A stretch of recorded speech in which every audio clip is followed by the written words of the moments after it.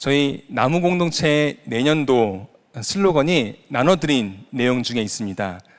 저희 교회는 24년 다지기, 신앙과 또 훈련으로 다지기이고, 또 우리 나무 공동체는 사랑을 더하는 나무 공동체입니다. 사랑을 빼는 게 아니고 더하는 것이죠. 더하기 위해서는 깊이가 중요한데, 올 한 해 우리가 정말로 영혼들을 사랑으로 더하고 또 말씀과 기도로 그 사랑 가운데 깊이를 더할 수 있는 우리 모두가 되면 좋겠습니다. 누가 그러더라고요. 혼자서는 작심 3일인데 둘이 하면 작심 4일이 되고 셋이 하면은 작심 7일이 된다. 누가 그랬을까요? 제가 그랬습니다.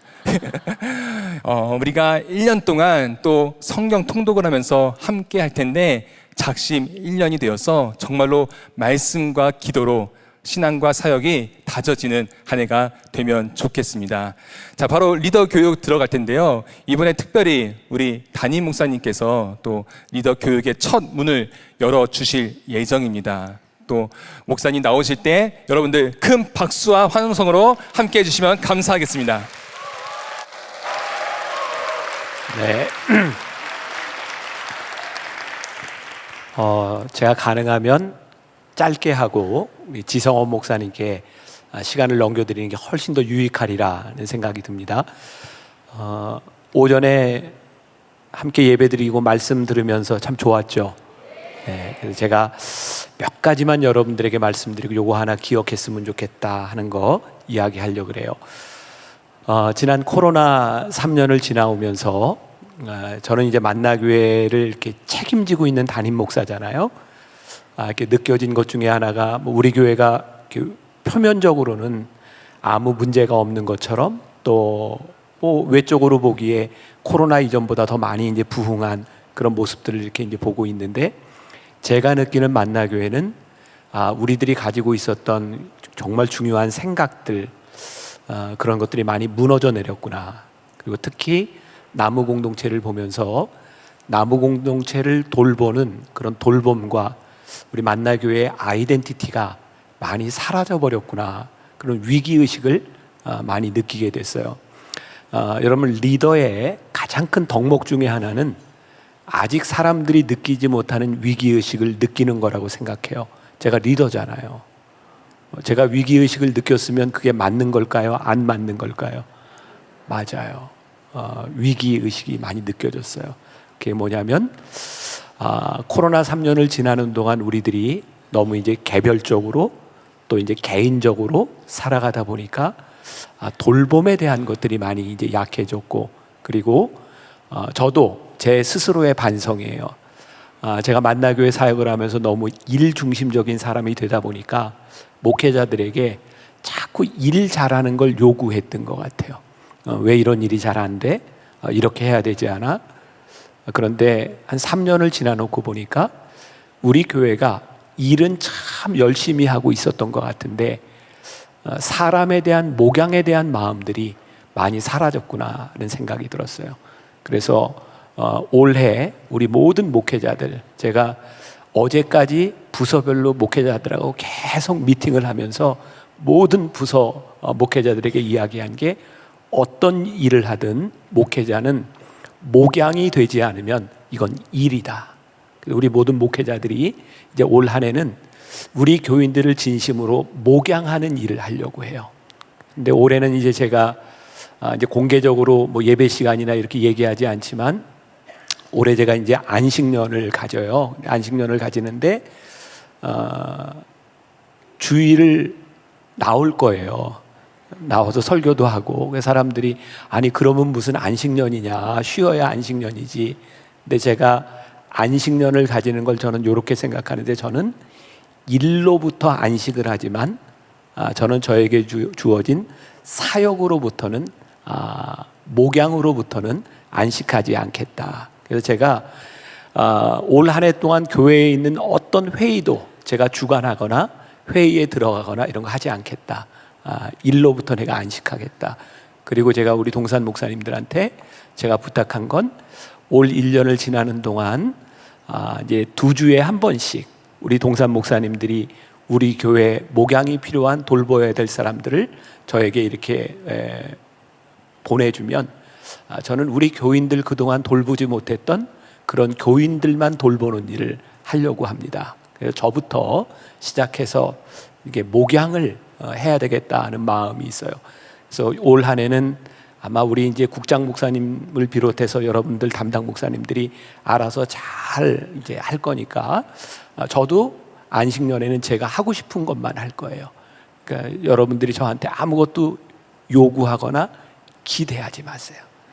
나는 내 맘대로 합니다. 근데 내가 맘대로 하는 일이 그냥 하는 일이 아니라 목양하는 일을 하려고 하니까 자, 올 한 해는 담임 목사에 대한 기대는 다 접고 누구와 함께 동산 목사님과 국장 목사님과 각 부서별로 잘 지내시라. 잘 지내세요? 잘 지내세요? 네. 그리고 이제 중요한 말씀을 좀 드릴게요. 제가 왜 목양이라는 이야기를 했는가? 우리 교회에서 제가 처음 이렇게 사역을 시작하면서 시작했던 마음들이 있었어요. 제가 언젠가 설교 시간에도 그런 얘기를 했잖아요. 우리 교인들 송구영신 예배 때 그 사진을 붙여내면 제가 편지를 한번 쓰겠다, 뭐 이런 얘기 한번 예화 시간에 얘기한 기억나세요? 그때 제가 우리 교인들에게 송구영신 예배 기도 제목을 써내세요 라고 했던 이유 가운데 하나는 저에게 목양에 대한 마음이 있었어요. 내가 담임 목사인데 우리 교인들을 내가 너무 모르고 있구나. 근데 이제 지금은 제가 이제 다 알 수 있는 그런 단계를 넘어섰지만 우리 목사님들한테, 동산 목사님들한테 제가 그렇게 부탁을 하는 거예요. 우리가 왜 송구영신 때 기도 제목을 내도록 하는지, 그리고 왜 그것을 교인들에게 돌려주는지, 제가 담임 목사의 마음 가운데 제가 다 하진 못하지만 송구영신 예배 때 마지막 주일날 여러분들이 송구영신 예배 그 기도 봉투를 받을 때 목사님들이 정말 그 교인들의 일련의 삶을 바라보면서 이렇게 지나왔죠. 하나님이 함께 하셨죠. 참 힘든 시간이었네요 하고 그 기도를 붙들고 이야기할 수 있어야 되는데 우리가 언제부터인가 그냥 봉투를 나눠주는 사람이 되지는 않았는가. 우리가 추수감사절에 과일 나눔을 하면서 정말 수백 박스의 과일들을 이렇게 또 힘들고 어려운 과정 이런 데 보낼 때 우리가 과일을 보내고 있는가, 아니면 거기에 우리의 마음들이 전해지고 있는가. 그러니까 우리가 교회 생활을 하면서 목양의 마음들을 참 많이 잃어버리고 있다는 생각이 들었어요. 그래서 올 한 해는 이 마음을 회복하기 위해서 우리 리더들도 우리 열매들의 기도 제목을 쓰고 또 코치에게 또 동산지기에게 동산 목사님들에게 여러분들이 이야기를 할 때 그게 우리가 하는 일이 아니라 그게 목양이 되었으면 좋을 것 같아요. 우리들에게 맡겨진 그 사람들을 내가 어떻게 목양할 것인가에 대한 목양의 마음. 그래서 특별히 우리 기도 제목을 쓸 때는 그 기도 제목들이 형식적이 되지 않도록 우리들이 기도 제목 쓰고, 그리고 송구영신 예배 때 제가 여러분들에게 그런 말씀 드렸잖아요. 우리가 교회에서 신앙생활하면서 아무리 강조해도 부족하지 않은 게 있다. 그건 결국 말씀과 기도예요. 올 1년 여러분들이 이렇게 말씀과 기도로 잘 다져줬으면 좋겠는데 지난 3년 동안 우리는 참 많은 유익을 경험했잖아요.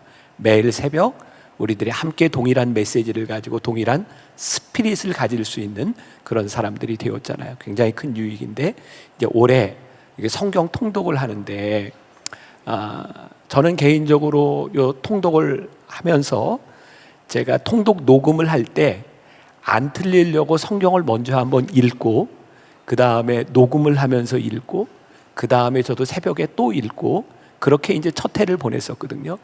근데 올해 송구영신 예배 때 조금 일찍 와서 시편 119편 그 말씀을 이렇게 낭독하고 어제였죠. 119편이 말씀을 듣는데 너무 좋은 거예요. 말씀이. 이게 이런 말씀이었구나. 저에게도 새벽에 이 말씀이 너무 좋은 거예요. 저는 우리 성도들이 올 1년 동안 성경 통독이 참 쉽지 않습니다. 그런데 우리들이 말씀으로 다져질 수 있도록 여러분들이 전 그 열매들 같이 카톡방 열어서 서로 격려하고 말씀 통독을 우리들이 한번 같이 갈 수 있으면 좋겠다. 교회에서 말씀 읽으라 그러는데 화낼 사람 없잖아요. 그죠? 그건 좀 강권해도 되잖아요. 그죠? 우리들이 한번 말씀을 좀 통독하면서 우리들이 갈 수 있도록 하면 좋겠다. 그리고 아까 김영선 목사님 이야기한 것처럼 혼자 가는 것이 아니라 같이 갈 수 있으면 좋겠다. 그래서 말씀과 기도로 다져지고 올해부터 우리가 이제 새벽과 저녁 2번 매일 기도회 하잖아요.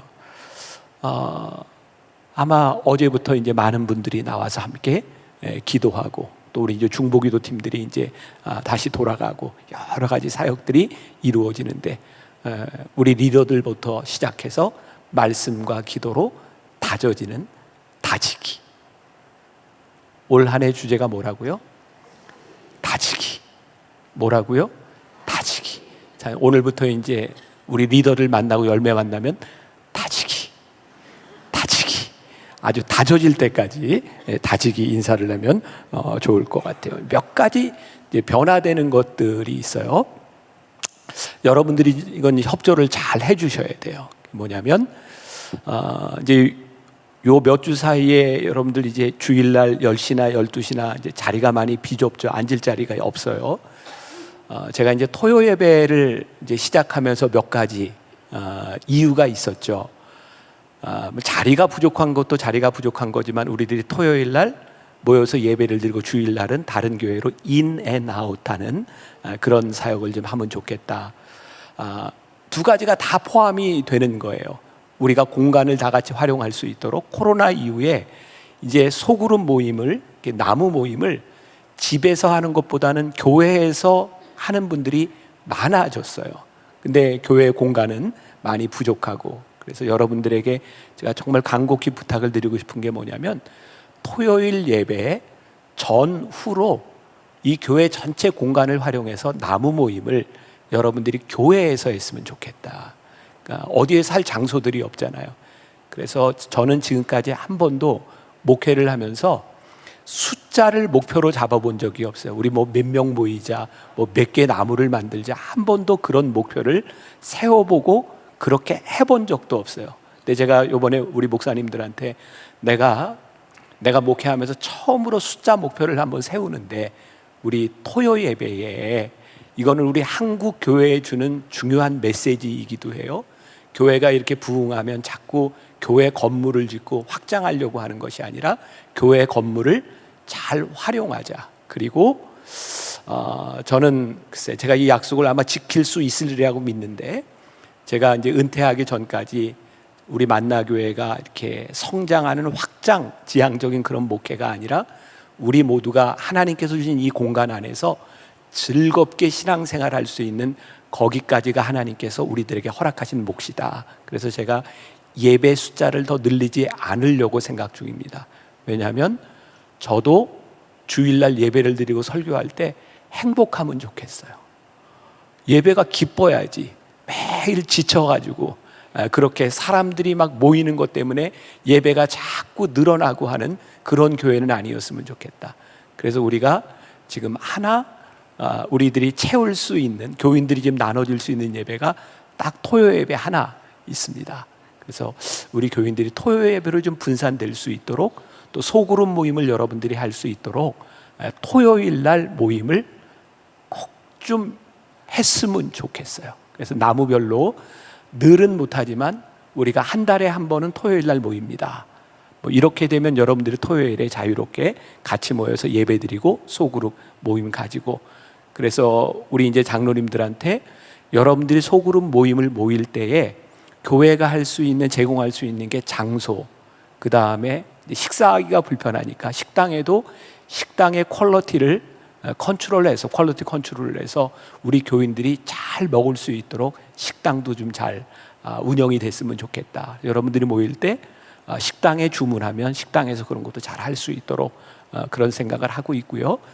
그리고 크게 바뀌어지는 것 중에 하나가, 이건 제가 여러분들의 애로사항을 제가 청취하는 게 될 텐데, 지난 10년 넘게 우리들이 MMP 교회를 이렇게 방문을 했어요. 여러분들이 잘 해주셨어요. 그런데 굉장히 피로도가 높이 올라온 것 같아요. 올라온 이유 가운데 하나는 봉사하는데 즐거운 것도 있지만 MMP 교회 가서 너무 힘들어하는 교인들이 있는데 그건 우리 예배나 신앙의 색깔과 너무 다르기 때문에 힘들어하는 경우들도 있는 것 같아서 내년 한 해는 우리 교회 출신 목사님들이 지금 나가 있는 새롭게 개척하는 교회들만 우리들이 주일날 방문하려고 합니다. 그리고 아마 2월 첫 주에 여러분들 이제 파송 선교사 모집을 할 텐데 장로님들 중에도 여러분들 중에도 이제 저기 영종 만나교회 그리고 남양주 만나교회 우리 박성홍 목사님 이제 이미 예배를 시작했고 2월 첫 주에 모집을 하게 될 텐데 그리고 용인 만나, 이천 만나 이렇게 중심으로 우리들이 방문해서 예배를 드리고 제가 우리 목회자들한테 요걸 한번 짜봐라. 우리 교회 출신 목회자들 중에 목회를 하는 목사님들이 많은데 우리 교인들이 주일날 좀 가서 격려하고 축복하고 오면 좋겠다. 여러분들 아는 목사님도 있고 모르는 목사님도 있고 저기 지금 제주에 있는 목사님도 있고 서울에 있는 목사님도 있고 주변에 이제 수십 명의 우리 교회 출신 목회자들이 있어요. 여러분들이 함께했던 목사님들 가서 이렇게 격려하고 축복하면 그 교회 교인들에게도 굉장히 좋을 것 같고 그래서 내년 한 해는 우리 교회와 연관된 교회와 목회자들 교회로 흩어지는 올해는 그래서 이제 MMP 사역 대신에 네트워크 교회 사역으로 바뀌어지게 될 것 같아요. 그 부분들을 여러분들 목사님과 함께 잘 협력하셔서 목회자들을 좀 격려하는 일을 잘 해주시면 좋을 것 같아요. 잘 하실 수 있죠. 네, 자 그리고 이제 다 중요하네 얘기하다 보니까 또 중요한 얘기네요.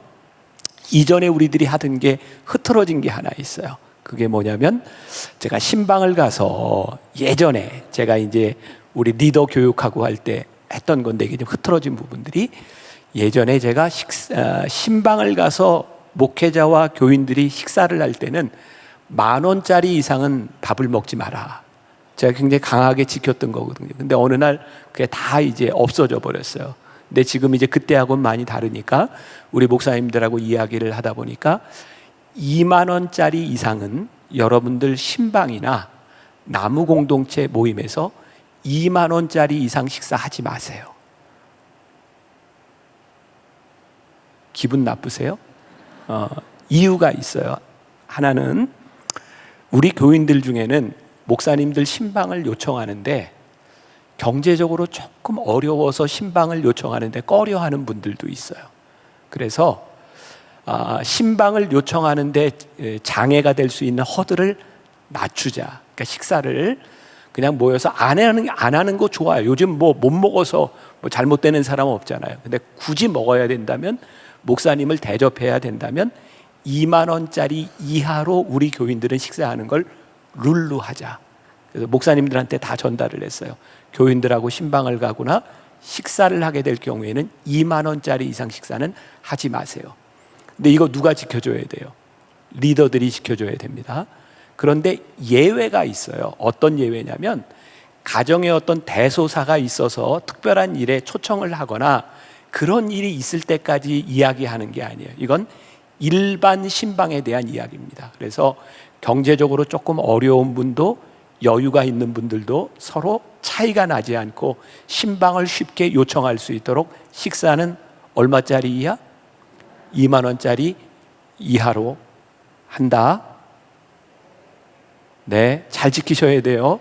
자, 이건 의도를 잘 파악하셔야 돼요. 혹시라도 어려운 분들이 신방을 요청하는데 장애가 되지 않도록 이건 우리들 좀 맞춰가자. 또 하나, 우리가 이전에 이제 지키던 것들 중에 좀 잘 이제 안 되는 부분들이 있는데 사실은 제가 조금 놀랬던 게 있어요. 코로나를 지나오면서 미안해요. 제가 이렇게까지 얘기해서 죄송한데 우리 교인들이 이제 명절 때나 이렇게 되면 이제 돈을 모아서 이제 동산 목사님 이제 선물도 해주고 그랬다는 이야기를 듣고 제가 화를 냈어요. 교인들이 목회자에게 잘하는 건 좋지만 교인들이 돈을 모아서 목회자에게 선물을 하는 그런 교회는 우리 교회는 그런 교회 아니다. 얼마든지 여러분들이 개인적으로 목사님을 잘 섬기고 여러분들 동산 목사님을 위해서 선물하고 하는 거 잘못되지 않아요. 그런데 교회 안에서 목회자에게 선물을 하기 위해서 돈을 걷는다거나 이건 제가 용납이 안 된다. 이건 우리 교회의 스피릿이 아니다. 또 우리 목회자들이 신방을 갔을 때에 우리 교회 신방을 하면 신방감사원금 이름 써서 본인이 내게 돼 있죠. 자, 제가 이렇게 정확하게 룰을 여러분들에게 말씀드려요. 목회자인 우리가 동산 목사님으로 교육 목사님으로 불리움을 받았을 때에 우리들의 고유한 사역이 있어요. 동산 목사님들은 신방, 결혼 혹은 장례, 이건 그 목사님들의 고유한 사역이에요. 근데 고유한 사역을 위해서 교회가 목사님들에게 사례비를 주는데 그런 고유한 사역에 여러분들이 따로 사례를 한다거나 이러는 것은 옳지 않고 용납이 안 돼요. 그래서 목사님들이 신방을 할 때거나 장례를 할 때거나 그런 때 여러분들이 목사님에게 사례를 하거나 하는 것은 옳지 않아요.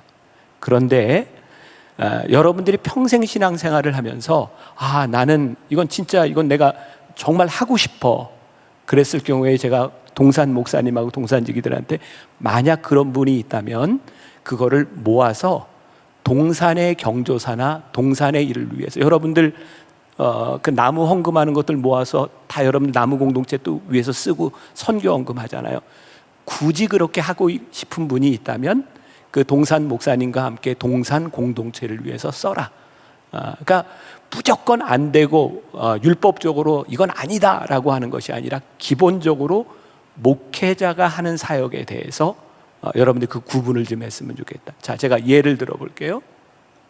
저는 만나교회 목사로 제가 살면서 지금 담임 목사로 있는 동안 제가 하는 많은 활동들은 만나교회 담임 목사이기 때문에 하는 활동들이 있어요. 어디 가서 집회를 하거나 그럴 때 또 저는 결혼 주례를 할 때 이건 제가 만나교회 담임 목사로 하는 것이기 때문에 제가 그걸 제가 갖지 않고 헌금을 하는 거예요. 근데 결혼 주례를 하는데 교인들이 목사님 받아요 안 받아요 이거 너무 그래요 그럼 내가 받아요. 근데 받는데 이건 내가 만나교회 담임 목사의 직무로 하는 일이니까 이건 내가 헌금합니다. 제가 여러 책을 써요. 제가 책을 쓰는데 만나교회 담임 목사로서 책을 쓰기 때문에 저에게 들어오는 인세를 제가 갖지 않고 헌금하는 거예요. 제가 다른 데 집회 가서도 저는 제가 지키려고 하는 게 근데 굉장히 중요한 유익이 있어요. 제가 결혼 주례에 대한 원칙이 있거든요. 일주일에 하나만 한다. 유일하게 예외를 두는 건 장로님들 자녀들만 제가 예외를 둡니다. 왜냐하면 제가 장로님들 동산지기들 헌신하는 거 생각하면 그건 내가 거기에만 예외를 둡니다. 근데 일주일에 딱 하나 주례하는데 청년이든 누구든 먼저 신청하는 사람 하나만 결혼 주례를 해요. 근데 여러분들 생각해 보세요. 제가 결혼 주례를 하고 결혼 주례비를 제가 받는다고 생각해 보세요. 결혼 주례를 신청하는 사람에게 생판 부모님도 교회 안 다니는 그런 가난한 청년이 저에게 결혼 주례를 요청할 때와 아주 그냥 잘 살고 있는 우리 권사님 장로님 자녀가 저에게 결혼 주례를 요청할 때 제 마음이 어디로 갈까요? 돈을 제가 받는다면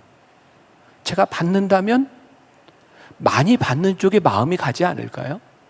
목회자를 가장 잘 망가뜨리는 이유 가운데 하나가 목회자가 사역에 의해 움직이지 않고 돈에 의해 움직이기 시작하면 목회자가 망가지는 거예요.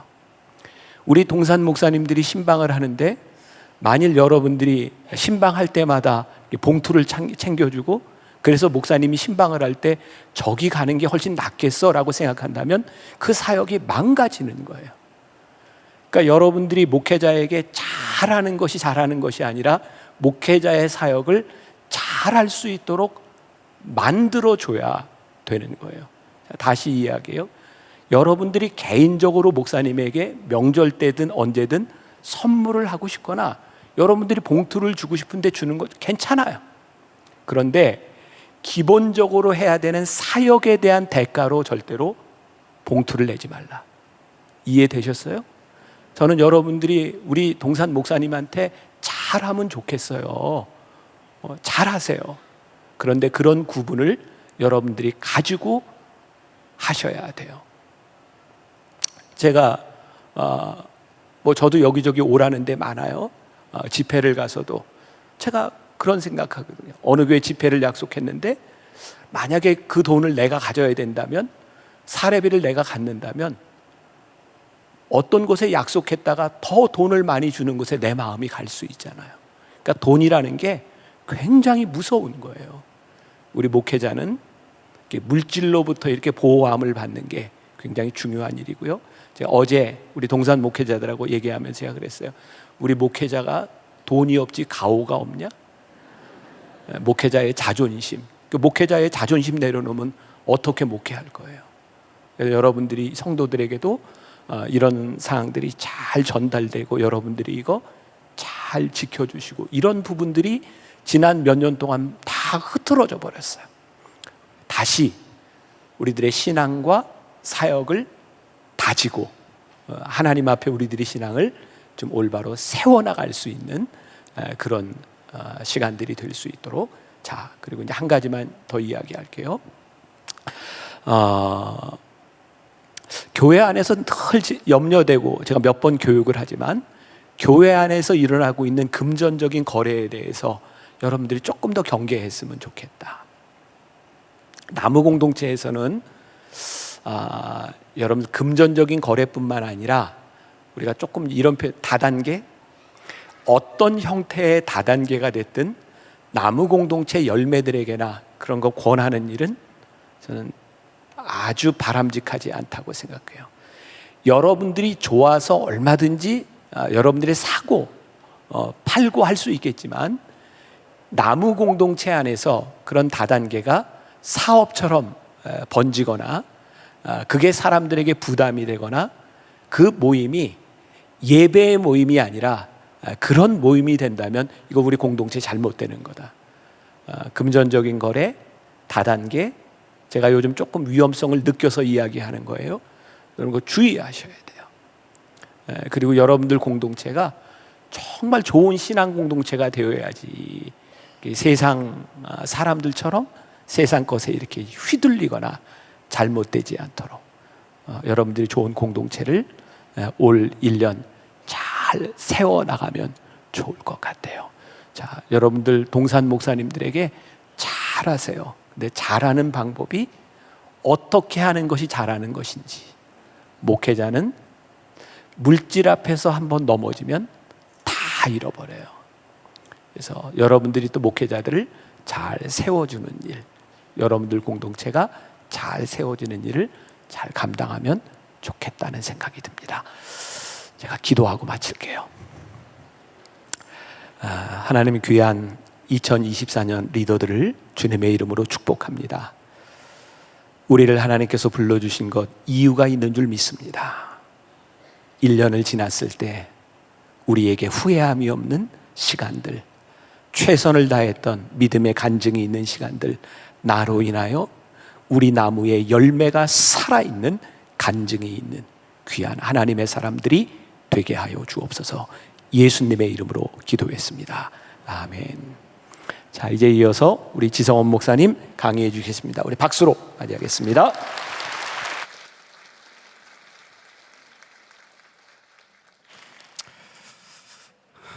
잘 들으셨나요? 저희 교회에서도 여러분과 같은 이런 모임을 이번 주일날 오후에 하는데, 첫째 주일 오후에 늘 하는데, 김 목사님 얘기 들으면서 제가 몇 가지 메모했어요. 나도 꼭 얘기해야 되겠다. 고민을 하고 있어요. 출처를 밝히고 얘기할까, 그냥 할까. 그러지만 아무튼 모든 교회가 갖고 있는 동일한 고민들인데, 교회 공동체가 잘 되기 위한 그런 서로의 약속이라고 생각이 듭니다. 저에게 1시간 시간을 주었습니다. 여러분, 이 나무 공동체가 잘 자리 잡고 자라기 위해서 필요한 말씀을 좀 나눴으면 좋겠다. 그래서 어떤 말씀을 할까 그러다가, 제가 우리 교회에 있는 여러분 지금 나무 공동체, 저희들 목장이라 그러는데, 그 리더들에게 1년에 한 번쯤은 이 말씀을 꼭 나눠요. 왜냐하면 제가 생각할 때 제일 중요하다고 여기기 때문에 그 말씀을 중심으로 좀 나누고 싶습니다. 건물이 이렇게 아름다워도요, 이 건물의 제일 중요한 것은 보이지 않는 기초입니다. 기초가 튼튼하면 겉의 모습이 좀 허술해도요, 쉽게 무너지지 않습니다. 근데 기초가 튼튼하지 않으면 아무리 겉의 모습이 화려하고 좋아도 쉽게 무너지죠. 이번 금년 여러분 주제가 다지기라 그러는데 그런 의미에서 이 기초가 굉장히 중요합니다. 건물만 그럴까요? 우리의 가정도 그러지 않을까요? 가정의 제일 중요한 것은 그 사람들이 어디서 살고 무엇을 하며 살고 자녀들이 어떠한 모습을 어떠한 삶을 살아가느냐도 중요하지만 가정의 기초가 튼튼하면요, 살아보면 잠깐은 흔들릴 수 있습니다. 그러나 쉽게 무너지지 않습니다. 근데 가정의 기초가 튼튼하지 않으면 조그만 풍파에도 쉽게 무너집니다. 이게 오늘 우리 한국 시대, 오늘 우리 시대 가정의 아픔이죠. 그런데요, 우리가 의도적으로 노력하거나 의식적으로 결심하지 않으면 무엇이 우리 가정의 기초가 되냐면 우리가 살아가는 우리의 문화, 우리가 살아가는 우리의 시대 정신이 우리의 가정의 기초가 됩니다. 나도 모르게 자연스럽게 스며들어서 그 문화와 시대 정신이 가정의 기초가 되는데, 우리가 살아가는 이 시대의 문화와 시대 정신이 우리의 가정의 기초가 되면 그 기초는 건강하고 튼튼한 기초가 아니라 너무 연약한 기초가 됩니다. 예를 들면 우리 시대의 문화와 우리의 시대 정신을 표현하는 가장 대표적인 단어가 있다면 포스트 모더니즘이라는 단어일 거예요. 우리 시대의 문화와 시대 정신의 중요한 흐름은 뭐냐면요, 영원한 것 그거 별로 중요하지 않아. 내가 지금 행복하다 그러면 뭐든지 결정해도 돼.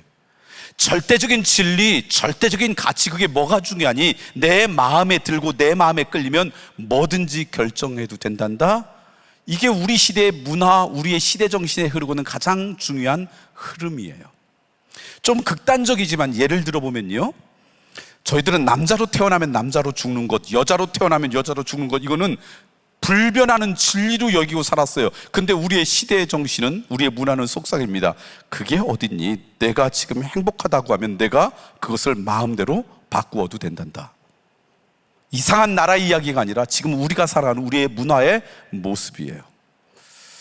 결혼은 남자와 여자가 하는 것, 그래서 가정을 이루는 것이 우리는 진리라고 생각했는데 요즘은 우리의 시대 정신과 문화가 속삭입니다. 그거 별로 중요하지 않아. 내가 원하면 여성과 여성이, 남성과 남성이 가정을 이루어도 괜찮단다. 그러니까 우리의 시대 정신과 문화가 자연스럽게 우리의 가정의 기초가 되면 그 가정의 기초가 튼튼한 기초겠어요? 아니면 연약한 기초겠어요? 왜냐하면 우리의 감정과 우리의 생각은 영원하지 않잖아요. 여러분에게 질문해 볼게요. 여기 계신 남자분들, 여자분들부터 먼저 질문할게요. 여자분들이 많은데, 여러분 살다 보니까 여러분 결혼했던 배우자 말고 여러분의 가슴을 설레게 하는 남성이 들어올 때가 있든가요, 없든가요? 그러면 우리 시대정신과 문화는 속삭입니다. 네 감정에 충실해.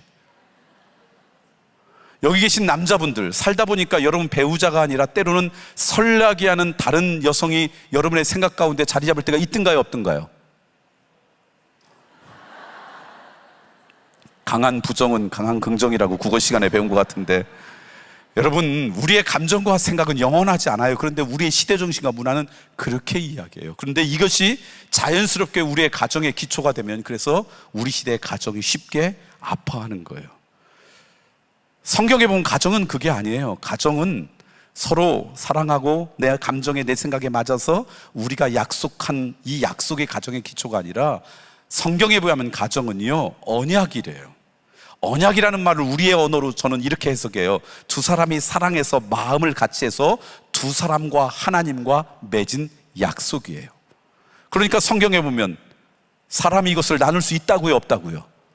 이 믿음이 가정의 기초가 되면요, 살다 보면 흔들릴 때가 있습니다. 이런저런 풍파가 찾아올 때가 있어요. 그런데 적어도 이 언약이라고 하는 믿음이 가정의 기초가 되면 쉽게 무너지지 않고 버티고요, 우리의 감정과 생각은 어느 날 이 또한 지나가리라 그러면서 지나가게 돼 있어요. 건물만 기초가 중요한 게 아닙니다. 가정만 기초가 중요한 게 아니에요. 교회도, 교회 가운데 작은 교회가 나무 공동체 아니에요? 나무 공동체도 그래서 제일 중요한 것은 그 나무 공동체의 기초가 무엇이냐가 제일 중요해요. 나무 공동체의 기초가 튼튼하면요, 사람들이 모이니까 함께 공동체로 모이다가 그 안에서 서로 갈등도 있을 수 있고요, 어려움도 있을 수 있어요. 그래서 잠깐은 흔들리지만 그냥 버티거든요. 근데 이 기초가 제대로 세워지지 않으면 쉽게 그 공동체가 해체가 돼요. 어려움을 겪습니다. 자, 그러면 나무 공동체의 기초가 무엇입니까? 그게 이제 여러분과 오늘 주로 나누려고 하는 말씀입니다. 나무 공동체를 조금 더 크게 하면 교회라고 이야기할 수 있어요. 교회 또는 나무 공동체의 기초가 되는 질문을 저는 우리 시대에 이렇게 바꾸어 봤습니다. 여러분이 나무 공동체가 해야 될 가장 중요한 게 뭘까요?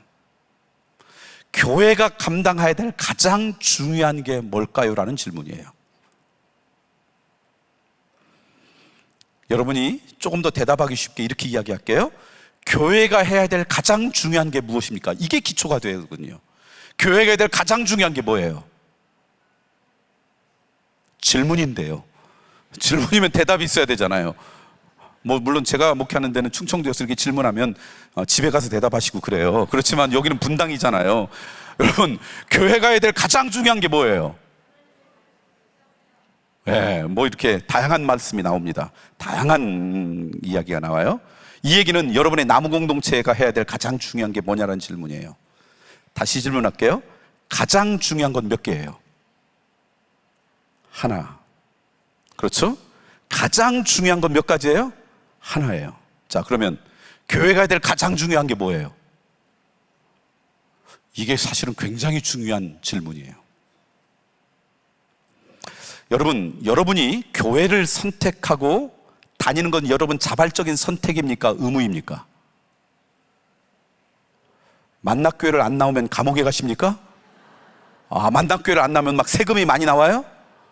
여러분, 내가 교회를 선택하고 다니는 것은 자발적인 선택이에요.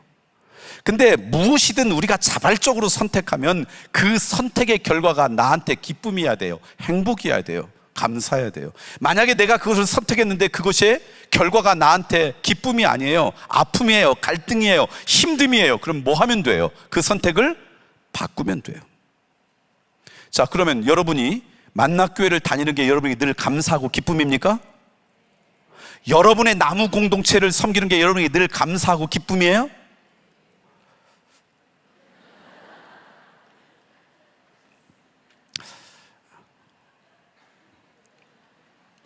저는 교회를 오래 다녔습니다.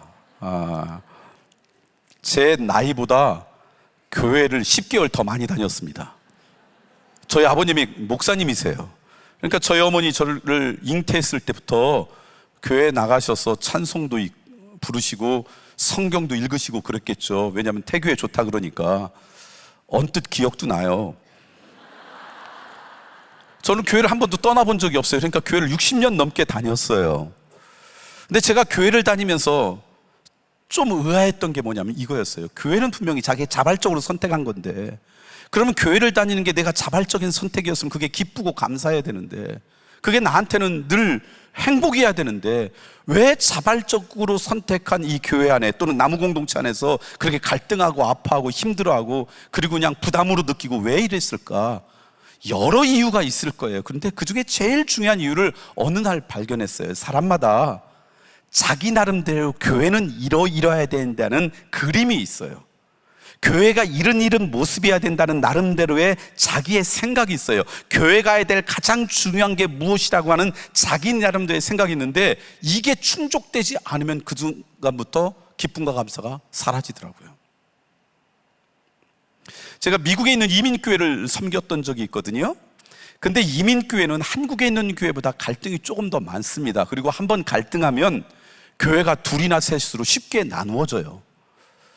그래서 제가 이민교회를 목회하면서 왜 이민교회는 이렇게 갈등이 많고 갈등이 있으면 교회가 이렇게 갈라질까? 그게 궁금했어요. 그래서 주변에 있는 목사님하고 이야기했더니 어느 분이 그런 얘기 하더라고요. 목사님, 이분들은 이민을 결정한 만큼 결단력이 있는 분들입니다. 그래서 한번 갈등하면 교회 하나 깨는 건 이분들에게 그렇게 어렵지 않습니다. 얘기를 들어보니까 맞는 이야기일 수도 있어요. 그런데 제가 이민교회를 목회하다 보니까 이민교회 안에는 두 부류의 교인들이 존재해요. 한 부류는요, 한국에서부터 신앙생활을 잘 하시다가 이민 가서 신앙생활을 하시는 한 부류가 있고요, 한 부류는 한국에서는 신앙생활을 하지 않았어요. 그런데 이민 가서부터 신앙생활 하신 분들이 계세요. 요즘은 조금 달라졌겠지만 그 전에 보면 한국과 가까운 일본이나 중국으로 이민 간 분이 아니라 좀 멀리 이민 가면 이민자들의 한 70% 이상은 다 교회 다니셨어요. 왜냐하면 교회 가야지 한국 분들을 만나고 또 정보도 얻고 김치도 먹고 그러니까. 그래서 이민 가면 대부분 교회를 다니셨어요. 혹시 여러분의 남편이나 아내가 교회 안 나와서 고민되시는 분 있으면 이민 가세요. 그러면 교회 다닐 가능성이 높아요.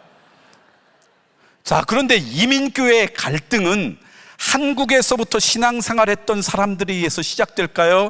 처음 이민 가서 믿음 생활을 한 사람들에 의해서 시작될까요? 경험이 많으시네요. 금방금방 하시네요. 한국에서 이민 가신 분들에 의해서 갈등이 시작돼요. 처음 믿음 생활했던 분에서 갈등이 시작되는 게 아니에요. 왜 그런가 봤더니 이분들은 교회가 이러해야 된다는 자기 나름대로의 생각과 그림이 있어요. 근데 그 그림이 뭔가 봤더니 자기가 신앙생활했던 한국 교회의 모습이에요. 근데 그 교회에 한국에 자기하고 같은 교회 다니는 분들만 계시는 게 아니잖아요.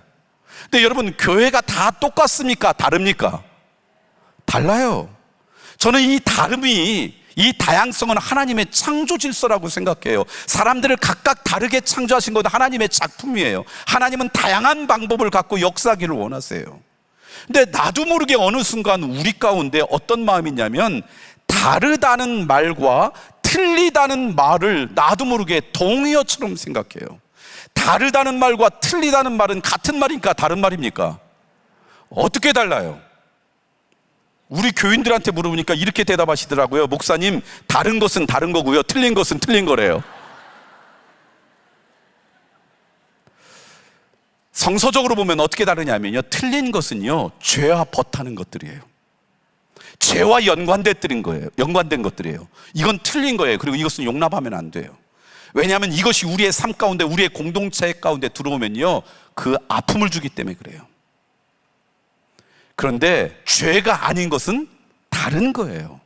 다른 것은 우리가 이해할 문제예요. 존중해야 될 문제예요. 포용해야 될 문제예요. 하나님은 오늘 우리들을 다양하게 창조하신 것처럼, 여러분 아세요? 한국에 있는 어떤 교회는 흡연실이 있는 교회도 있다라는 거. 그 다른 거예요, 틀린 거예요? 그런데 그것을 갖고 틀렸다고 난리를 쳐요.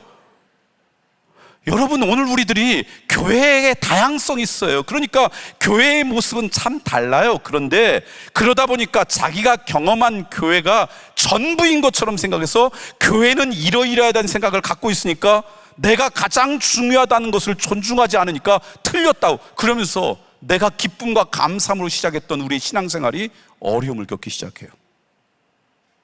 이게 이민교회만의 문제일까요? 제가 섬기는 교회에 30대 후반쯤 되는 젊은 집사님 네 분이 한 10여 년 전에, 10년도 좀 더 된 것 같아요, 호주로 이민을 가셨어요. 한때 한참, 요즘도 그런 말이 있는지 모르지만 젊은 사람들 가운데 무슨 헬 조선 막 이래가지고 이민 막 부름이 있을 때 이민을 가신 거예요. 이민을 가가지고 저한테 이메일을 보내오셨어요. 목사님, 제가 호주의 이 도시로 이민을 왔는데요, 여기에 보니까 한국 교회가 9개인가 10개인가 뭐 있대요. 어느 교회를 자기가 다닐지 모르겠다고, 목사님 교회를 좀 추천해 달라고. 근데 그때는 제가 호주를 한 번도 안 갔다 왔을 때였거든요. 그러니까 제가 어떻게 추천하겠어요? 그래서 제가 일반적인 말로 조언을 했어요. 집사님, 가가지고 예배를 드리고 점심을 먹는데 너무 반찬이 맛있다고 덜컥 그 교회 결정하지 마시고요, 부부가 심사숙고해서 또 몇 교회를 돌아보고 기도하면서 그렇게 결정하세요. 그리고 한번 결정하면 이게 내 교회다 생각하고 천국 가기 전까지, 아니면 한국으로 다시 돌아올 때까지 그냥 그 교회에 최선을 다하세요. 한 1년쯤 후에 이메일이 왔어요. 목사님 드디어 결정했습니다. 이분이 충청도 분이어서 그런지 9교회 중에 하나를 결정하는데 1년이 걸리신 거예요. 그러면서 우리 교회가 너무 좋습니다. 이게 좋고 이게 좋고 이게 좋고, 그래서 이 교회로 결정했습니다. 그래서 잘 됐네요 라고 보냈어요. 6개월도 안 됐는데 다시 이메일이 왔어요. 목사님 알고 보니 속았습니다. 이 교회는 이게 잘못됐고 이게 잘못됐고 이게 잘못됐고 뭐 이런 내용이었어요. 그래서 제가 그 다음에 보낼 때 이런 내용으로 보냈어요. 집사님 착각하지 마세요. 집사님이 호주 그 도시에 산성교회 지교회 개척하라고 한 것 아닙니다. 무슨 말인지 아시겠어요? 그분이 생각할 때 이게 잘못됐고 이게 잘못됐고, 그거는 가만히 보니까 자기가 어렸을 때부터 수십 년 동안 다녔던 우리 교회하고 다른 것을 어떻게 생각하냐면 틀렸다고 생각하는 거예요. 그래서 우리가 신앙생활을 잘 하기 위해서 중요한 건 뭐냐면, 교회 가야 될 가장 중요한 게 무엇인지, 우리 나무 공동체가 해야 될 가장 중요한 게 무엇인지란 이 기초를 분명히 아는 게 가장 중요해요. 다시 한번 질문할게요. 자, 그러면 교회 가야 될 가장 중요한 게 뭘까요? 이때 크게 대답하는 사람이 약간 위험할 수 있어요. 왜냐하면 교회가 해야 될 가장 중요한 게 무엇이냐라고 하는 여러분의 생각이 중요할까요? 그럼 누구 생각이 중요해요? 성경을 읽어볼까요? 오늘 여러분과 함께 읽으려고 하는 말씀이 마태복음 28장입니다. 28장 19절 20절 말씀을 읽으려고 해요. 이 말씀의 배경은요, 예수님께서 이 땅을 떠나시면서 마지막 남기신 유언이에요. 여러분이 이미 유언을 작성했는지 모르겠지만 유언은요 정말 중요한 것들을 담겨놔요. 그러니까 예수님께서 이 땅을 떠나시면서 그 제자들에게, 그리고 그 제자들 통해서 앞으로 다가올 제자들, 그래서 한참 시간이 지나면 그 제자들 가운데 누가 있느냐? 우리가 있는 거예요. 우리들에게 예수님께서 부탁하신 마지막 부탁이에요. 그래서 기독교 전통 가운데는 이 말씀을 뭐라고 표현하냐면 가장 위대한 계명이라고 이야기해요. 가장 위대한 계명이라는 말을 우리의 언어로 제가 조금 바꿨어요. 가장 중요한 것이라는 말로 바꿨어요. 자, 함께 읽어보겠습니다. 19절 20절 말씀, 그게 뭔지 같이 읽겠습니다. 시작. 그러므로 너희는 가서 모든 민족을 제자로 삼아 아버지와 아들과 성령의 이름으로 세례를 베풀고 내가 너희에게 분부한 모든 것을 가르쳐 지키게 하라. 볼지어다 내가 세상 끝날까지 너희와 항상 함께 있으리라 하시니라. 여러분, 우리가 무엇을 행해야 되는 것은 동사로 표현됩니다. 근데 이 예수님의 마지막 명령 가운데 동사가 4개가 나오는데요, 하나가 본동사고요, 나머지 3개가 보조동사예요. 그런데 본동사가 궁극적인 목적이고요, 나머지 보조동사는 이 목적을 이루는 어떤 방법, 수단을 설명해요. 근데 이 본동사는 뭐냐? 제자 삼아라예요. 어떻게 제자를 삼을까요? 라고 하는 궁금증이 있을 거예요. 그러니까 예수님이 방법도 알려주겠어요. 와라와라만 하지 말고 너희들이 뭐해서? 가서 놀지만 말고 그들에게 세례를 베풀고, 세례를 베풀었다고 그냥 만족하지 말고 그들에게 하나님의 말씀을 가르쳐 지키기 위해서 누구 삼으라고요? 제자 삼으라. 이게 예수님께서 남기신 마지막 명령이에요.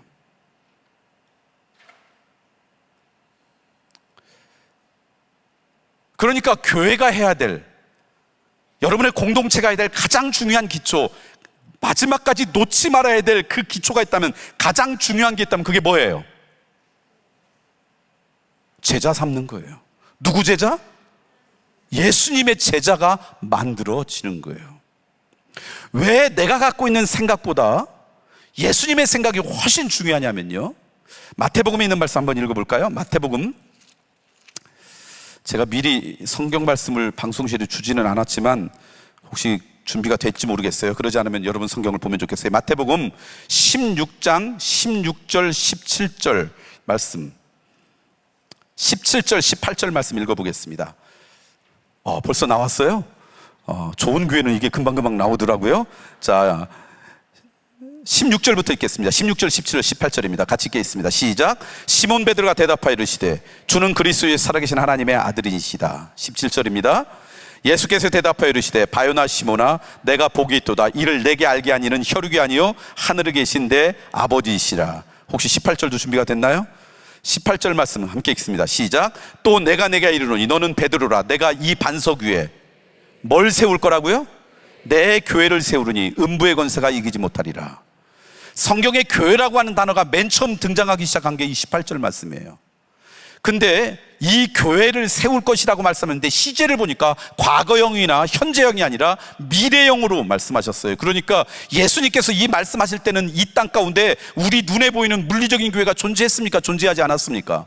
존재하지 않았어요. 사도행전 2장에 가면 그 교회가 처음 등장해요. 그러니까 예수님은 이 말씀은 교회에 대한 예언이고요, 우리의 표현으로 하면 교회에 대한 설계도를 말씀하신 거예요. 근데 그 가운데 담겨있는 중요한 한 가지가 18절 말씀 보니까 누구 교회를 세우겠다 그랬어요? 내 교회. 내 교회는 누구예요? 교회의 주인이 누구라는 거예요? 예수님이라는 거예요. 그러니까 교회가 해야 될 가장 중요한 것이 무엇이냐라고 하는 누구의 생각이 제일 중요해요? 예수님의 생각이 중요하죠. 사도 바울은 이것을 조금 더 쉽게 이렇게 말씀했어요. 교회의 머리는 누구라고요? 그리스도시요, 교회는 그리스도의 몸이다, 지체다. 제가 건강하다는 이야기는요, 머리가 명령할 때마다 즉각 반응하는 것, 이것이 건강하다는 걸 거예요.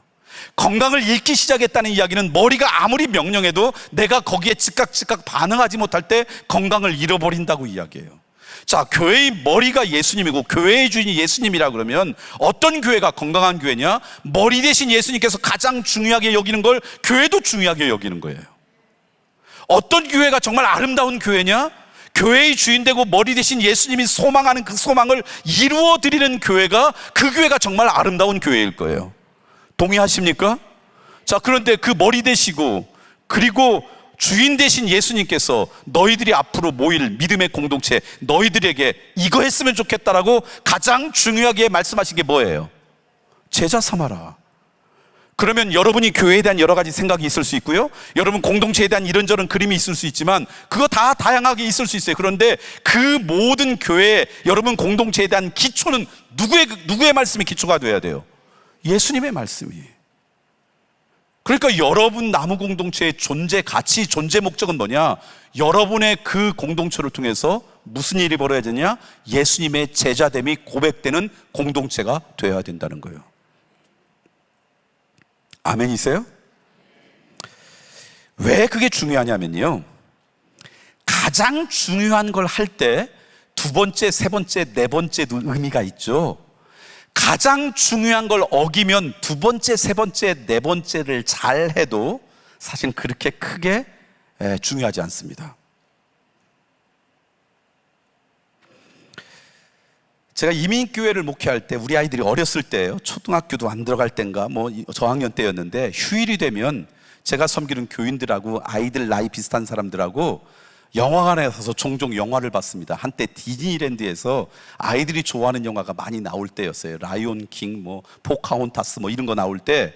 그래서 이제 교인들이 함께 영화를 보고, 그리고 교인들이 가면 영화만 보고 어떻게 헤어집니까? 은혜 없이 피자집에 가서 피자도 먹고 함께 있다가 그리고는 이제 하루를 보내고 헤어지곤 그랬어요. 어느 날 그렇게 헤어져서 집에 왔는데 함께 영화를 봤던 집사님 가정에서 전화가 왔어요. 다급하게, 목사님 큰일 났어요. 영화가 보고 집에 왔더니 집에 도둑이 들어서 다 훔쳐갔어요. 그래서 제 아내하고 그 집을 막 이제 신방을 갔어요. 운전에 한 7, 8분쯤 걸리는 집이었는데 가봤더니요, 경찰 아저씨들이 와가지고 신고를 받고 이렇게 조사를 하고 있고, 그냥 남자분들은 시무각 있고 여자분들은 그냥 막 흐느끼고 있어요. 다 훔쳐갔다고. 근데 제가 보니까 TV도 있고 냉장고도 있고, 그런데 다 훔쳐갔다 그러기에 진짜 중요한 건 작은 건가 보다, 이제 그렇게 생각하고 그 집을 이렇게 둘러보는데, 경찰 아저씨들이 보더니 뭐라고 하냐면, 이 도둑의 공범이 영화관에서 당신들을 주시하고 있었을 거라는 거예요. 그래서 뭘 근거로 그렇게 이야기합니까? 그랬더니 도둑이 너무 여유 있게 도둑질을 했대요. 2층이 안방이었는데 거기를 막 이렇게 뒤져서 이제 훔쳐갔잖아요. 그런데 놀랍게도 도둑이 이불을 잘 정리해 놓고 갔어요. 주인은 알아요. 자기가 정리한 방식이 아니라, 보통 도둑이 그러면 막 엉망으로 해놔야 되잖아요. 그래도 정리를 해놓고 간 거예요. 그러니까 너무 여유가 있다는 거예요. 놀라운 것은요, 부엌에 갔더니 라면을 끓여 먹은 흔적이 있는 거예요. 그러니까 아마 그냥 제가 상상할 때 그런 거예요. 막 도둑에서 나오려고 하는데 공범이 전화한 거예요. 얘들 영화 끝나고 피자를 먹는다. 그러니까 갑자기 배가 고파진 것 같아요. 그래서 이렇게 주방을 뒤지다 보니까 라면이 있었던 것 같아요. 그러니까 라면을 끓여 먹었어요. 그러니까 얼마나 여유가 있어요. 놀라운 것은 설거지도 해놓고 갔어요. 여러분, 도둑이 집도 정리를 하고 설거지도 했으니까 도둑님입니까? 여전히 도둑 니은오 미음입니까? 무슨 얘기인지 아시겠어요? 정말 중요한 걸 어기거나 안 하면요, 다른 것 잘해도 그렇게 큰 의미가 없다는 거예요. 여러분, 나무 공동체가 뭘 잘하냐 했더니 우리끼리 교제를 너무너무 잘해. 그냥 뭐 열심히 교제하고 너무 즐거워. 근데 그 공동체를 통해서 예수님의 제자가 되는 것은 관심도 없어. 그러면 그 나무 공동체는 이름을 좀 바꾸거나 다른 나무 동산이라 그랬어요? 동산으로 옮겨야 돼요. 라이온스 동산이나 무슨 동창회 동산으로 옮겨야 돼요. 왜냐하면 우리의 기초가 되시고 우리에게 가장 머리가 되시고 주인이 되시는 우리 주님이 제일 중요한 것에는 관심 없고 다른 걸 한다 그러면, 저는 우리의 머리가 되시고 주인 되신 예수님께서 가장 중요한 것들을 여러분도 중요하게 여기는 그런 은혜가 있기를 소망합니다. 1년 동안 여러분의 공동체를 통해서 적어도 예수 그리스도의 제자로 고백되는 고백이 좀 풍성해지기를 소망합니다. 여러분, 아멘이 별로 크지 않은데요, 이유는 이런 이유 때문에 그럴 거예요. 어떤 사람을 예수님의 제자라고 해요? 그러면 그래야지 그런 사람이 우리 공동체에서 생겨야 될 거 아니에요? 그거에 대한 여러분의 확신이 없어서 그럴 것 같아요. 적어도 제자라고 한다 그러면 저는 4가지가 준비될 때, 이 4가지의 조건이 될 때 우리는 제자라고 이야기할 수 있을 것 같아요. 첫 번째, 제자는요, 선생님으로부터 배우는 사람이 제자예요. 제자가 되려면 선생님으로부터 배우지 않고 제자가 될 수가 없어요. 어떤 사람이 가서 나는 김병삼 목사의 제자입니다 라고 이야기해 다니는데 목사님의 설교도 한 번도 안 들어보고 책도 한 번도 읽어보지도 않고 만나보지도 않고 제자라고 돌아다닌다 그러면 제자일까요? 거짓말장일까요? 거짓말장이에요. 적어도 제자라는 고백을 하려면 선생님으로부터 배우는 사람이 제자라고 이야기해요. 그러면 여러분, 나무 공동체를 통해서 누구의 제자가 만들어져야 돼요? 예수님의 제자. 그러면 적어도 여러분을 포함해서 여러분 공동체에서 예수님을 스승으로 여기는, 예수님으로부터 배우려고 하는 마음이 여러분 공동체에서 나누어져야 돼요. 그걸 다른 말로 하면 영적 갈망이 좀 있어야 돼요. 영적인 어떤 기대감이 좀 있어야 돼요. 영적인 어떤 호기심도 좀 있어야 돼요. 주일날이 됐는데 오늘은 주일이니까 그냥 예배 가야지, 어떤 형식적이고 의무적이고 습관적으로 오는 게 아니라 오늘 예배를 통해서 하나님께서 나에게 어떤 말씀을 하실까, 어떤 은혜를 줄까 기대하고 나온다면 이런 사람을 우리는 뭐라고 불러요? 제자라고 불러요. 어떻게 해야지 우리 가정이 조금 더 하나님께서 기뻐하시는 가정이 될까, 그걸 배우고 싶어서 아침마다 성경을 통독하고 말씀을 묵상한다, 이런 사람을 우리는 뭐라고 불러요? 제자라고 불러요. 어떻게 내가 직장 생활하는 것이, 직장 생활에 있는 어려움 가운데 그 어렵고 힘든 것을 그리스도인답게 감당할 수 있을까, 이게 궁금해서 영적인 독서를 하고 영적인 권위자에게 조언을 구하고 이러는 사람이 있다면 이런 사람들을 우리는 뭐라고? 제자라고 불러요.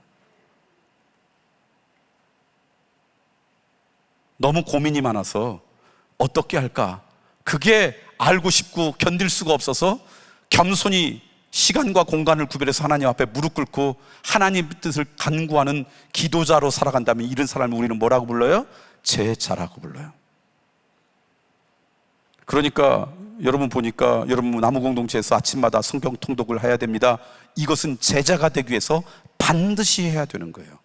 선생님으로부터 가르침을 받지 않고 우리는 제자가 될 수 없어요. 그래서 여러분 나무 공동체에서 모여서 적어도 예수님이 내 인생의 스승이라고 여기면서 함께 그분을 향한 영적인 갈망이 점점 더 커지는 공동체가 될 때 이것은 여러분의 나무 공동체의 기초가 튼튼해진 공동체예요.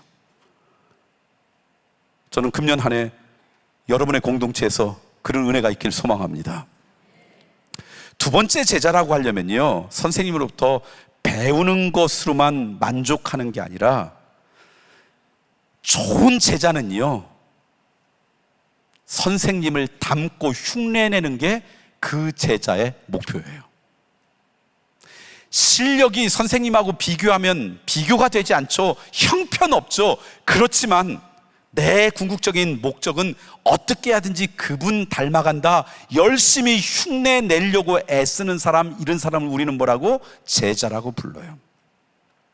내가 선생님으로부터 배웠어요. 예를 들면 피아노를 선생님으로부터 배웠어요. 그런데 내가 곡을 칠 때는 내 마음대로 쳐요. 이런 사람은 훌륭한 제자라고 이야기할 수 없어요. 훌륭한 제자는 내 연주 실력이 형편없지만 그래도 선생님이 가르쳐 주신 대로 그분이 곡을 해석하고 피아노를 터치하는 것처럼 애써서 흉내 내려고 할 때 그런 사람을 우리는 뭐라고 불러요? 제자라고 불러요. 제가 섬기는 교회에 어느 집사님 가정에 이란성 쌍둥이가 있었어요. 근데 그 중에 하나 아이가 소아암에 걸렸어요. 백혈병이라는 거죠. 아이가 아프니까 진짜 마음이 아픈 사람은 누구겠어요? 여자분들은 엄마, 남자분들은 아빠라고 그러는데요, 저도 저희 첫째 아이가 여자아이인데 6개월 때 아파가지고 갑자기 병원에 입원했어요. 한 일주일 동안 입원했습니다.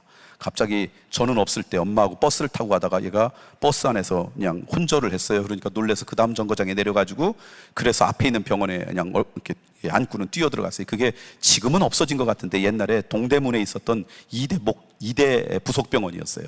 그래서 그 병원에 입원했다는 소식을 듣고 제가 이제 찾아가서 봤는데, 나중에 이런저런 조사를 다 해보니까 이질이라고 하는 장염이었어요.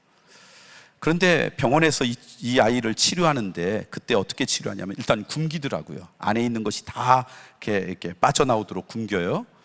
근데 아이가 아무것도 먹지 못하면 살 수 없잖아요. 그러니까 머리를 빡빡 깎더니 여기에다가 주사 바늘 같은 걸 꽂고 뭐 이래가지고, 그리고 영양분을 공급하면서 이제 굶기는 거예요.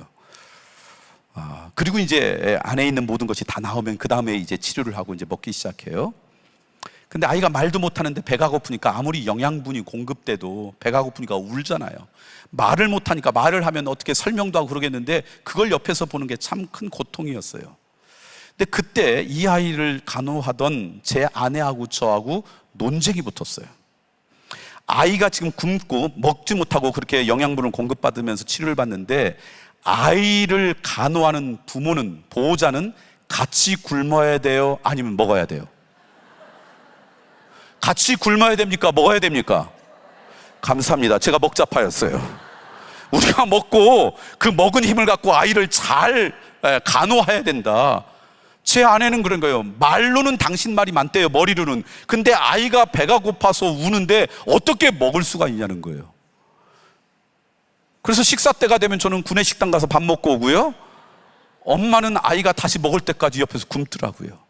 그래서 그때 알았어요. 엄마 아빠가 다 아이를 사랑하지만 사랑의 질이, 그 깊이와 넓이가 아빠하고 엄마는 차이가 있구나. 그러니까 그 아이가 소아암에 걸렸을 때 제일 가슴 아파하고 우는 사람은 누구냐면 엄마예요. 그래서 가끔 그 소아암 전문 병원에 갈 때마다 그 엄마를 만나서 위로해주고 기도해주고 그랬어요. 그런데 어느 날 그렇게 이야기하다 보니까 이 엄마가 자기 아이를 치료하는 주치 의사 선생님에 대해서 큰 위로를 받고 있는 거예요. 그러면서 어느 날 이런저런 얘기하다가, 목사님 저 사람이에요 봤더니 50대 중반의 백인 남성 의사 선생님이었는데요, 머리가 하나도 없어요. 근데 알고 보니까 이분이 원래 머리가 없는 분이 아니라 아침마다 와서 면도기로 자기 머리를 팍팍 깎는데, 그리고 아이들이 치료받을 때 머리가 한 움큼씩 빠지면 그때 아이들 손을 잡고, 봐라 나도 머리가 없다, 이렇게 위로한다는 거예요. 그러니까 부모님들에게서는 얼마나 큰 위로가 되겠어요. 근데 그 병원에 가면 종종 수련이들 가운데 머리를 빡빡 깎은 수련이가 눈에 띄어요. 그 사람들은 다 그 주치의 선생님 밑에서 훈련받는 수련이였어요. 이런 사람을 우리는 뭐라고 불러요? 의학적인 기술은 선생님하고 비교는 되지 않지만 아이들을 사랑하는 방법을 보고 옆에서 뭐 하는 거예요? 흉내 내는 거죠. 여러분, 우리가 어떻게 예수님처럼 살아갈 수 있겠어요? 예수님 같은 인생이 어떻게 될 수 있겠어요? 그러나 예수님의 성품과 사역과 예수님의 삶의 방식이 내 삶의 궁극적인 목표가 되고 그것을 위해 무던히도 애를 쓰려고 하고 그분을 닮아가려고 애를 쓴다면 이런 사람을 우리는 뭐라고 불러요? 제자라고 불러요. 여러분의 나무 공동체에서, 그래서 여러분이 고민이 있을 때마다, 여러분들이 어떻게 살지 여러분의 삶에 대한 그런 관심들을 나눌 때마다, 아, 이런 상황이었으면 예수 그리스도는 어떻게 했을까, 예수님은 어떻게 살아가셨을까를 한 번쯤 묵상하고 나누고 그리고 그것을 위해서 애써서 노력한다면 그 공동체는요, 기초가 튼튼한 공동체예요. 저는 여러분을 통해서 여러분의 삶의 궁극적인 방향이 예수 그리스도를 닮아가는 것에 있는 인생이 되기를 소망합니다.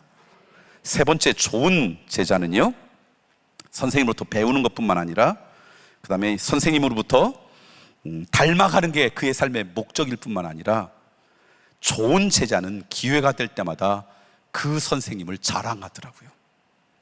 피아노를 배웠습니다. 실력은 안 되지만 선생님으로부터 선생님이 가르쳐준 대로 치려고 애를 쓰고 노력을 했어요. 근데 친구가 나도 피아노 배우고 싶다 그랬더니 딴 선생님을 소개시켜줬어요. 좋은 제자예요? 좋은 제자는 피아노에 관심이 없어도 내가 피아노를 치니까 우울증이 다 사라지더라. 정말 좋은 선생님이 있는데 우리 선생님한테 한 번만 레슨 받아봐. 그럼 너 배울 수 있을 거야. 그런 사람이 좋은 제자죠. 기회가 있을 때마다 누구 자랑하는 사람? 선생님 자랑하는 사람. 그러니까 여러분이 기회가 있을 때마다 누구 자랑해야 되는 거예요? 우리 주님 자랑하는 거예요. 내가 그 영광을 취하지 않는 거예요. 내가 그 의로움 가운데 쓰지 않는 거예요. 그분의 은혜를 나누고 그분께 영광을 돌리고 기회가 될 때마다 그분을 자랑하는 사람들이 있다 그러면 그분들이 그리고 예수 그리스도의 제자예요. 저는 여러분의 공동체에서 그런 고백이 1년 동안 풍성해졌으면 좋겠어요. 여러분 가운데 조금이라도 하나님 주신 선한 마음이 있다 그러면, 그것 때문에 여러분 삶 가운데 주신 큰 은혜가 있다면 누가 주신 거예요? 하나님이 우리에게 주신 은혜의 선물입니다. 그런 고백이 여러분 가운데 있었으면 좋겠습니다. 우리의 믿음의 선배들인 청교도들이 아침마다 이렇게 기도하면서 시작했대요. 하나님, 내 인생의 가장 멋진 날은 아직 오지 않았습니다. 그 얘기는 무슨 얘기예요? 오늘이 하나님이 나에게 주신 가장 아름다운 날일 줄 믿고 하루하루를 시작했다는 거죠. 그 이야기는 무슨 얘기입니까? 내가 갖고 있는 시간도, 내 생명도, 심지어 내 강건함도 하나님께서 나에게 선물로 주실 때까지만 내 거지요. 하나님께서 나에게 그것을 허락하시지 않으면 그것이 내 것이 아니죠. 동의하십니까? 이게 우리의 믿음의 고백 아닙니까? 오늘 우리는 하나님께서 모든 걸 맡겨주신 청직이지, 그래서 선한 청직의 삶을 살려고 애쓰는 게 우리의 신앙생활의 여정이죠. 그런 믿음의 고백이 여러분의 공동체 가운데 있다 그러면 이게 제자예요. 하나님께서 나에게 허락하실 때까지만 이 내 삶입니다. 그래서 오늘 하루도 감사함으로 하루를 시작합니다라고 고백할 수 있다면, 내 삶도 내 시간도 내 재능도 하나님께서 나에게 맡겨주신 것이니 그분의 영광을 위해 드리겠습니다. 이것을 통해 하나님께서 영광 받으시면 그걸로 족합니다 라고 하는 믿음까지도 여러분 가운데 있기를 소망합니다. 이게 기초가 되면요, 여러분 쉽게 무너지지 않아요. 여러분의 공동체가. 마지막 네 번째는요, 사실은 첫 번째, 두 번째, 세 번째를 다 가능하게 하는 건지도 모르겠어요. 제자는 어떤 사람인 줄 아세요? 선생님을 사랑하는 사람이 좋은 제자더라고요. 선생님이 능력이 있을 때만 배우는 게 아니라 그냥 선생님 존재 자체를 존경하고 사랑하는 거예요. 사랑하면 닮게 되어 있습니다. 그래서 부부 생활을 오래 하면 닮는다 그러잖아요. 원래 닮았던 게 아니라 사랑하면 흉내내게 돼 있어요. 사랑하면 기회가 될 때마다 그분 자랑하게 돼 있어요. 사랑하면 그분에게 관심 갖게 돼 있어요. 배움의 시작은 뭐예요? 관심이잖아요. 그래서 제자가 되는데 제일 중요한 건 뭐냐면 선생님을 사랑하는 거예요. 그러니까 여러분 공동체의 궁극적인 존재 목적이 뭐냐면 누구 열심히 사랑하는 것? 예수님 열심히 사랑하는 것. 예수님을 금년 지금 1월보다 10월쯤 됐는데 조금 더 사랑하는 사랑의 고백이 여러분 가운데 있다 그러면 여러분의 공동체는 좋은 기초 위에 서 있는 거예요. 예수님을 최선을 다해서 사랑하는 그 믿음의 고백이 여러분의 공동체 안에 드러나기를 소망합니다. 그렇다면 여러분의 공동체의 기초가 튼튼하면요, 잠깐은 흔들릴 수 있지만 쉽게 무너지지 않아요. 아까 말씀드렸잖아요. 우리가 의도적으로 노력하거나 의식적으로 결단하지 않으면 우리가 살아가는 문화, 우리가 사는 시대 정신이 그냥 여러분 가운데 들어와서 기초가 돼요. 그럼 가정도 어려워지는 것뿐만 아니라 우리의 가정 가운데 조금 커진 가정이 여러분 나무 공동체 아니에요? 그 공동체도 쉽게 무너져요. 그래서 오늘 우리가 살아가는 문화와 시대 정신이 여러분의 공동체의 기초가 아니라 우리의 머리가 되시고 주인이 되시는 예수님이 여러분의 공동체의 기초가 되어야 돼요. 근데 그 예수님께서 가장 원하시는 것은 누구 되라고요? 예수님 제자 되어라. 저는 한 해 동안 그런 믿음의 고백이 여러분의 공동체에 충만하게 임하길 소망합니다. 그러기 위해서 구체적으로 여러분 나무 공동체의 모습이 어떤 모습이 돼야 되는가, 3가지가 되면 될 거라고 생각이 들어요. 그러니까 여러분이 나무 공동체가 이것입니다라고 생각하시면 좋을 것 같아요. 첫 번째는 여러분의 나무 공동체는 가정입니다. 하나님께서 허락하신 믿음의 가정입니다. 사도행전을 한번 읽어볼까요? 사도행전을 읽어보니까 사도행전 2장 말씀을 읽고 싶은데요, 아까 말씀드렸던 예수님께서 내 교회를 세울 것이다 라고 말씀하신 그 말씀에 의해서 우리의 눈에 처음 등장한 그 교회의 모습이 사도행전 2장 46절 47절 말씀에 나옵니다. 사도행전 2장 46절 47절 말씀인데요, 우리 함께 읽어볼까요? 이게 이 땅 가운데 우리의 눈에 보이는 물리적인 교회로 나타난 첫 모습인데, 이 교회의 모습 가운데 담겨져 있는 모습이 이거예요. 함께 읽겠습니다. 시작. 날마다 마음을 같이하여 성전에 모이기를 힘쓰고 집에서 떡을 떼며 기쁨과 순전한 마음으로 음식을 먹고, 47절, 하나님을 찬미하며 또 온 백성에게 칭송받으니 주께서 구원받는 사람을 날마다. 그러니까 처음 모였을 때 그 교회를 통해서 주께 구원받는 사람이 날마다 더하기 시작했다는 얘기는, 이게 예수님께서 말씀하신 소망대로 이 공동체가 자리 잡았다는 이야기죠. 근데 이 공동체를 보니까 크게 2가지 모습이 있어요. 성전에서 열심히 모였어요. 성전에서 모여서 무엇을 했는지는 오늘 말씀에 나오지 않아요.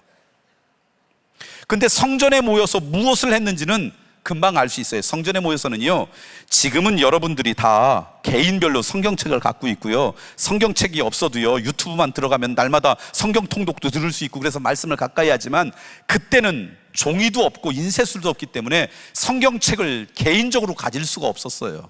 그러니까 두루마리에 쓰여진 하나님의 말씀이, 토라라고 하는 그 말씀이 주로 성전에 있고 그랬어요. 회당에 있거나, 그러면 누군가가 그것을 읽으면 그것을 듣고, 그거에 깨달은 걸 이야기하면 그것을 듣고 자기들끼리 받은 은혜를 나누고, 이게 성전에서 주로 하던 거예요. 오늘 우리로 이야기하면 그냥 예배드린 것이라고 생각하면 돼요. 근데 처음 교회의 모습이 그 모습뿐만 아니라 2번째가 중요한데, 46절 보니까 성전에서만 모인 게 아니라 어디서도 모였다고요? 집에서 떡을 떼며 기쁨과 순전한 마음으로 음식을 먹고 하나님을 찬양했다. 그러니까 성전과 집에서 모인 것뿐만 아니라 모여서 행한 것이 달랐어요. 성전에서 모여서는 하나님의 말씀을 깨닫고 듣고 진리가 선포됐지만, 가정에서 모여서는 뭐 했습니까? 교제를 했어요. 믿음의 교제를 했어요. 하나님을 찬미했어요. 그러니까 성전에서 모인 것과 가정에서 모인 것은 달라요. 그러니까 여러분의 공동체가 제자 만드는 아름다운 공동체가 되기 위해서는 그곳이 무엇이 되느냐? 가정이 돼야 되는데, 그 가정은 어떤 것이냐? 하나님의 말씀을 지식적으로 전하고 인식했던 그 말씀을 가르치는 그런 공동체가 아니라 믿음의 교제가 이루어지는 공동체가 돼야 된다는 거예요. 오전에도 말씀드렸지만, 우리가 신앙생활하는 궁극적인 목적은 삶이 변화되는 거예요. 누구 닮아가는 거예요? 예수님 닮아가는 거예요. 근데 예수님 닮아가기 위해서 우리에게 필요한 교육 방식이 있다면 크게 2가지라고 생각해요. 하나는 인지적인 교육이에요. 근데 인지적인 교육만 갖고 우리 인생은 변하지 않아요. 백문이 불여일견이라는 말도 있잖아요. 100번 듣는 것보다 1번 보는 게 나아요. 그래서 여러분의 가정에서는 어떤 곳이어야 되냐면요, 입으로 가르치는 곳이 아니라 삶으로 가르치는 곳, 그곳이 가정이어야 된다는 거예요. 나보다 신앙생활을 조금이라도 앞서간 사람들의 모습이 그곳에서 나누어지고 그것을 통해서 내가 이렇게 살아야지, 그런 것들이 고백되어지는 곳, 이게 가정이 돼야 됩니다. 특별히 가정에서 있어야 될 가장 중요한 것이 무엇일까요? 여러분의 가정이 정말 행복한 가정이 되기 위해서 가정에 있어야 될 가장 소중한 게 뭡니까? 사랑이에요. 조건 없는 사랑들. 예를 들면 저는 둘째 아이가 남자아이인데요, 어느 날 우리 아들하고 제가 교회 이제 뭐 가끔씩 이제 집에 올 때 가는데 우리 교인이 그러는 거예요. 어느 날 보고 목사님 아들이냐고. 아, 예, 그렇다고 그랬더니 그 교인이 저한테 그러는 거예요. 목사님 아들이 목사님보다 훨씬 잘생겼어요. 그 얘기 들으면 제가 기분이 좋을까요? 자존심 상할까요? 왜? 우리 자녀니까. 만약에 그 얘기를 들었는데도 제가 기분이 상했다, 그럼 내가 그 아이의 아버지일까요? 아니죠. 그러니까 여러분 여기 계신 분이 나무 공동체를 섬기는 리더들이거나 코치들이잖아요. 그러면 이래야 되는 거예요. 어느 날 여러분에 있는 그 여러분 나무 공동체에 있는 구성원을 뭐라고 그랬죠? 열매하고 언제 왔는데 목사님이 그러는 거예요. 아, 옆에 있는 분이 누구예요? 우리 열매예요. 교회 나온 지 한 2년밖에 안 됐어요. 와, 근데요, 믿음이 우리 리더보다 훨씬 좋아요. 그럼 여러분이 자존심이 상해야 돼요? 기분이 좋아야 돼요? 무슨 얘기인지 아시겠어요? 그런 사랑의 공동체가 이루어져야 된다는 거예요. 주변에서 아우 그쪽의 열매들은 리더보다 훨씬 믿음이 좋아, 그러면 기분이 나빠가지고 그 다음부터 이 사람들을 어떻게 믿음을 조금 다운시킬까, 이런 생각, 이러면 안 된다는 거예요. 적어도 여러분이 예수 그리스도의 제자를 만들어갈 때 조건 없이 축복하고 존중해주고 사랑해주는 그 공동체가 이루어지는 게 여러분 나무 공동체여야 돼요. 그래서 와, 여러분 리더보다 이분이 믿음이 훨씬 좋아요 라는 이야기 들을 때 여러분이 기분이 어떻게 해야 돼요? 좋아야 돼요. 혹시 여러분에게 누군가 와서 여러분의 자녀가 부모보다 좀 못해요 그러면 기분이 좋아요, 나빠요? 나빠야 돼요. 여러분 나무 공동체도 여러분 자녀가 부모하고 똑같아요 그러면 기분이 좋아요, 나빠요? 별로 좋지 않잖아요. 제일 좋은 건 뭐예요? 엄마보다 아빠보다 훨씬 낫다. 그러니까 여러분들이, 여러분의 나무 공동체에 있는 열매들이 여러분보다 훨씬 믿음이 빨리 성장해서 하나님의 기쁨이 되는 인생 되는 게 여러분의 삶의 목적이 돼야 돼요. 별로 아멘을 안 하시네요. 여러분이 자녀들을 교육할 때 목적이 그게 아니에요. 우리 아이들이 누구보다 나은 사람이 되는 거예요. 엄마 아빠보다 나은 사람이. 그래서 여러분 교회에는 어떤지 모르지만 어느 날 여러분이 나무 공동체의 리더인데 집사님이에요. 근데 여러분의 열매가 여러분보다 먼저 권사님이 돼도 너무너무 기뻐하셔야 돼요. 불가능해요? 그거는 안 될 것 같아요? 무슨 말씀이신지 알겠죠? 여러분의 나무 공동체가 그런 사랑과 조건 없는 존중이 있을 때 그 안에 예수 그리스도의 제자가 만들어져요. 두 번째는 여러분의 공동체는 학교여야 돼요. 학교. 근데 그 학교가 인지적인 교육을 하는 학교가 아니라 모델링적 교육을 하는 학교. 여러분 인지적인 교육이 안 좋다는 얘기가 아니에요. 우리가 이성적으로 하나님의 말씀을 듣고 깨닫는 것은요, 우리의 사고의 틀을 형성해요. 이게 굉장히 중요해요. 근데 이것으로는 한계가 있어요. 그런데 왜 여러분 나무 공동체가 중요하냐면요, 교회에서 이루어지는 대부분은 다 인지적인 교육이에요. 성경 공부도 그렇죠. 심지어 예배도 어떤 분은 인지적인 교육으로만 생각할 수 있잖아요. 근데 여러분 눈으로 보고 따라서 흉내낼 수 있는 삶의 모델이 없어요. 그런데 그걸 어디서 발견해야 되느냐? 여러분의 나무 공동체에서 발견하는 거예요. 우리 리더를 보니까 이때 이렇게 하더라. 이를 보니까 이분들이 이렇게 신앙생활 하더라. 이분이 이렇게 예수님 닮아가려고 애쓰더라는 게 여러분의 눈으로 보면요, 그분들이 훨씬 더 빠른 속도로 예수 그리스도를 닮아가는 인생이 돼요. 그래서요, 목회자가 보기에 어떤 나무 공동체가 있을 때 새로운 가족이 와서 이 공동체에 넣어주면 신앙이 아름답게 자라는데, 이 공동체에 넣어주면 신앙이 맨날 그 자리야. 그럼 어디를 주로 넣어주겠어요? 우리는 누구와 함께 신앙생활하느냐 해서 그 영향을 많이 받아요. 이게 우리 인간이 갖고 있는 연약함이에요. 내가 무엇을 보고 무엇을 듣느냐가 우리의 인생에 깊은 영향을 줘요. 제가 섬기는 교회는 산 밑에 있습니다. 그래서 예배 끝나고 주일날 오후 되면 우리 교인들이 뒷동산도 이렇게 갔다가 등산도 하고 가고 뭐 그래요. 저도 이제 저 교회 앞에 살 때는 주중에도 시간이 되면 이렇게 등산을 30분 코스, 1시간 코스를 이렇게 등산하고 내려오고 그랬어요. 제 아내하고. 근데 주로 이렇게 이제 등산을 하다 보면 이런저런 얘기도 하고 찬양도 하고 이제 이렇게 내려오는데 어느 날 등산을 갔다 내려오는데 이 산 입구에 오후 한 4-5시밖에 안 됐는데 동네 아저씨들 할아버지들이 와가지고 돗자리를 펴놓고 막걸리를 드시고 있는 거예요. 그래서 제 아내하고 아니 낮에부터 저렇게 술을 드시면 어떻게, 그리고 지나왔는데요, 제가 깜짝 놀랐어요. 그분을 통과해서 조금 나왔는데 내가 뭘 흥얼거리고 있냐면 잘 있거라 나는 간다 대전발 50분을 흥얼거리는 거예요. 저는 그런 노래를 알지도 못하고 별로 좋아하지도 않거든요. 조금 전까지는 분명히 찬양을 했는데, 그리고 봤더니 누가 그 노래 부르고 있었겠어요? 이게 인간이더라고요. 잘 알지도 못하는데 누군가 가면 그 이야기 듣고 나드노게 영향을 받아요. 여러분들은 그런 분이 없겠지만 우리 교인들 가운데 그런 분이 가끔 있어요. 우리 교회는 너무 은혜가 없대요. 그리고 투덜거려요.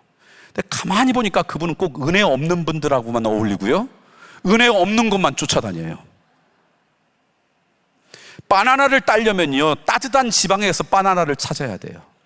흰눈을 보려면 추운 곳에 가서 흰눈을 찾아야 돼요. 그런데 추운 곳에서 바나나가 열리지 않았다고 이야기하면 그것은 어리석은 사람일 거예요. 적도에 가서 왜 이곳에는 흰눈이 없어? 어리석은 사람일 거예요. 그러니까 오늘 우리들은 무엇을 보고 무엇을 듣느냐가 깊은 영향을 주는데, 적어도 여러분 공동체에서 예수 그리스도를 닮아가는 제자들이 계속해서 만들어지려면 거기서 보고 듣는 것이 은혜로운 이야기를 듣고 그리고 봐야 돼요. 그런 학교가 여러분 나무 공동체라는 거예요. 저는 그런 은혜가 여러분 가운데 있길 소망합니다. 지금 한국의 크리스천들이 여러분 주위에는 다 예수 믿는 사람 같지만 아무리 많이 잡아도 20% 훨씬 안 됩니다. 7%쯤 된다 그래요. 그리고 정기적으로 예배 참석하는 사람은 그보다 훨씬 적을 거예요. 그러니까 우리 교회, 우리나라 인구 전체를 보면 여러분들이 어디를 갔는데 10명이 모였다 그러면 여러분 빼고 잘하면 1명쯤 크리스천을 만나요. 그러니까 크리스천이 아직도 굉장히 마이너리티 중에 마이너리티예요. 그런데 그전에는 1970년대, 80년대, 심지어 90년대까지는요, 나머지 8명들 가운데 지금은 교회는 나가지 않지만 기회가 되면 교회를 나가겠습니다, 나는 나가지 않지만 우리의 자녀는 교회에 보내겠습니다, 이런 분들이 교회에 있었어요. 그런데 지금은 그 8명이 어떤 사람이냐? 넌 크리스천 아니면 안티 크리스천이에요. 제가 생각하는 넌 크리스천은 뭐냐면 지금도 교회 안 나오지만 앞으로도 교회에 나갈 가능성이 없는 사람이에요. 종교를 선택했다면 다른 종교를 선택하겠다. 안티 크리스천은 어떤 사람이냐? 지금 교회를 안 나갈 뿐만 아니라 자기의 에너지를 다해서 교회를 향해서 돌멩이를 던지는 사람이에요. 근데 옛날에는 돌멩이를 교회에 던져서 유리창에나 깨고 그랬는데 요즘은 그 돌멩이를 SNS라는 곳에 던져요. 그래서 파급 효과가 훨씬 커요. 그런데 그렇게 넌 크리스천이나 안티 크리스천 가운데 교회에 새로 나온 사람들이 있어요. 아마 여러분 교회도 많을 거예요. 제가 섬기는 교회도 그런 분이 많은 편이거든요. 그러면 그분들을 만나서 제가 꼭 물어봐요. 왜 옛날에 그렇게 교회를 안 나오고 또 교회를 위해서 열심히 돌을 던졌는지, 그리고 열심히 교회에 돌을 던지다가 왜 마음이 변해가지고 교회에 나오게 됐는지. 그랬더니요, 이유가 왜 열심히 교회를 향해서 돌멩이 던지고 교회를 안 나왔는지 이유가 여러 가지 있지만 그 중에 대표적인 이유가 2가지예요. 다 모아놓으면. 하나는 오해 때문에 그래요. 교회를 잘 알거나 예수님에 대해 잘 아는 게 아니라 교회에 대해서는 오해를 갖고 있었어요. 근데 그 오해가 어디서 생겼나 봤더니 하나는 매스미디어의 영향이에요. 매스미디어는 좋은 소식보다 좋지 않은 소식을 훨씬 더 많이 알려주잖아요. 또 하나는요, 나는 교회 다니지 않는데 내 직장에 있는 교회 다니는 사람이 와서 교회 욕을 한대요. 나는 교회를 다니지 않는데 학교 동창을 만났더니 와가지고 교회에 안 좋은 이야기를 해요. 그러니까 이 사람은 교회 나갈 이유가 있어요, 없어요? 없어요.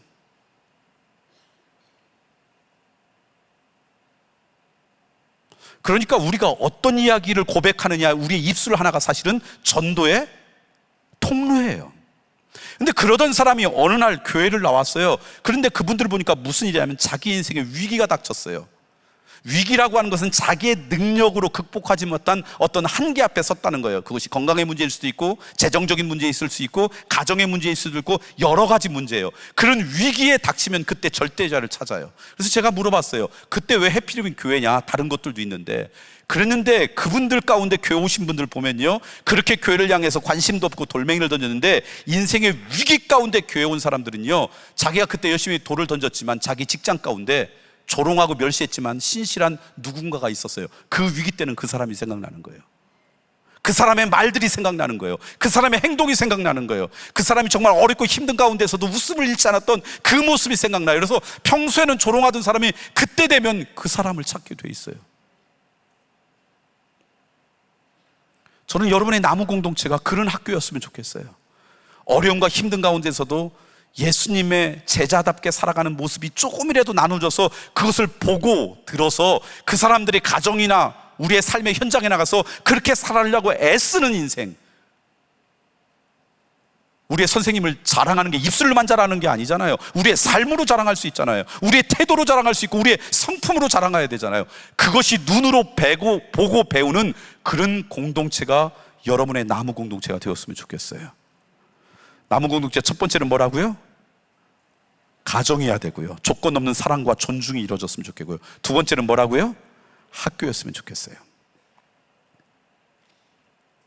세 번째, 그 예수님의 제자를 만드는 공동체가 되어서 여러분의 공동체가 되는 것은요, 여러분의 목장이, 여러분의 나무 공동체가 병원이다라고 생각해요. 병원은 어떤 곳입니까? 여러분이 어느 병원 갔어요? 여러분 교회 옆에 있는 병원 갔더니 그 병원에 가면 건강한 사람이 많습니까? 아픈 사람이 많습니까? 좋은 병원일수록 조금 아픈 사람이 많습니까? 많이 아픈 사람이 많습니까? 이 병원에는 왜 이렇게 많이 아픈 사람만 있어 좋은 병원이 아니네라고 돌아 나오면 지혜롭지 못할 거예요. 근데 병원은 아픈 사람들이 가서 날마다 회복되는 곳이 병원이에요. 근데 교회는 병원이에요. 예수님께서 이렇게 했어요. 나는 의인을 부르러 온 게 아니라 누굴 부르러 왔다고요? 죄인을 부르러 왔다. 그러니까 온전하고 완전한 사람이 교회에 오는 것이 아니라 불완전하고 흠이 많고 연약한 사람들이 교회에 와서 대신 무슨 일이 벌어지지 않느냐? 날마다 조금씩 회복돼야 되는 것이 교회예요. 동일하게 여러분의 나무 공동체도 병원이어야 돼요. 연약하고 아프고 힘들고 그런 사람이 여러분 나무 공동체에 와서 조금씩 회복되는 회복 공동체가 될 때 그게 좋은 나무 공동체예요. 그런데 병원에서는 낫기 위해서는 수술을 하고 그리고 의약품이 필요하지만 여러분의 나무 공동체에서는 무엇으로 그 사람을 회복시키느냐? 여러분이 그를 향한 기도와 중보와 그리고 말씀으로 회복시키는 거죠. 그게 여러분의 나무 공동체가 될 때 그 기초가 튼튼한 예수님의 제자를 만드는 공동체가 될 줄 믿습니다. 그래서 어느 사람이 힘들고 어려울 때 홀로 광야에 눈보라를 맞는 게 아니라 그때 제일 먼저 누가 생각나냐? 여러분 나무 공동체가 생각나야 돼요.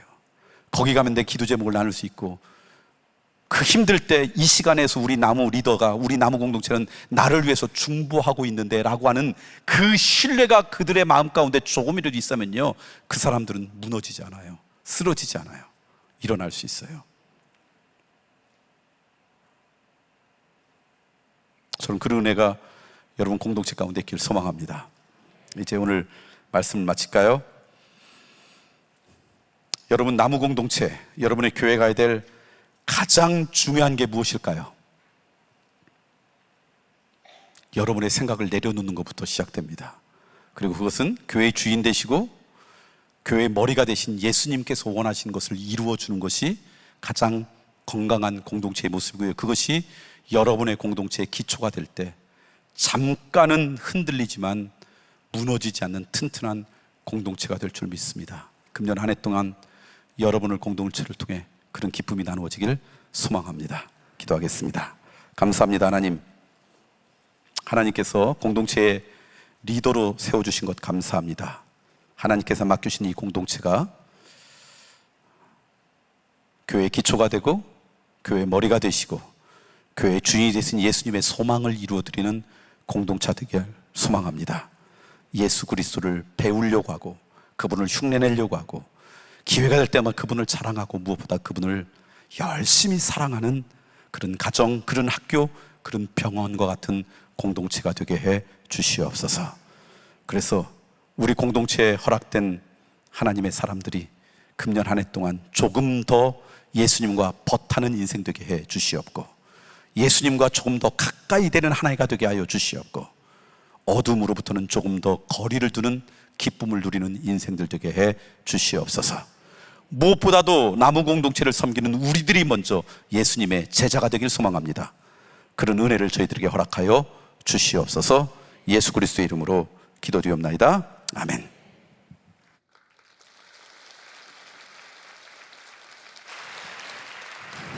이 시간 정말로 사랑하는 마음을 담아서 강의를 해주신 우리 지성호 목사님 앞에 다시 한번 감사의 박수 부탁드리겠습니다.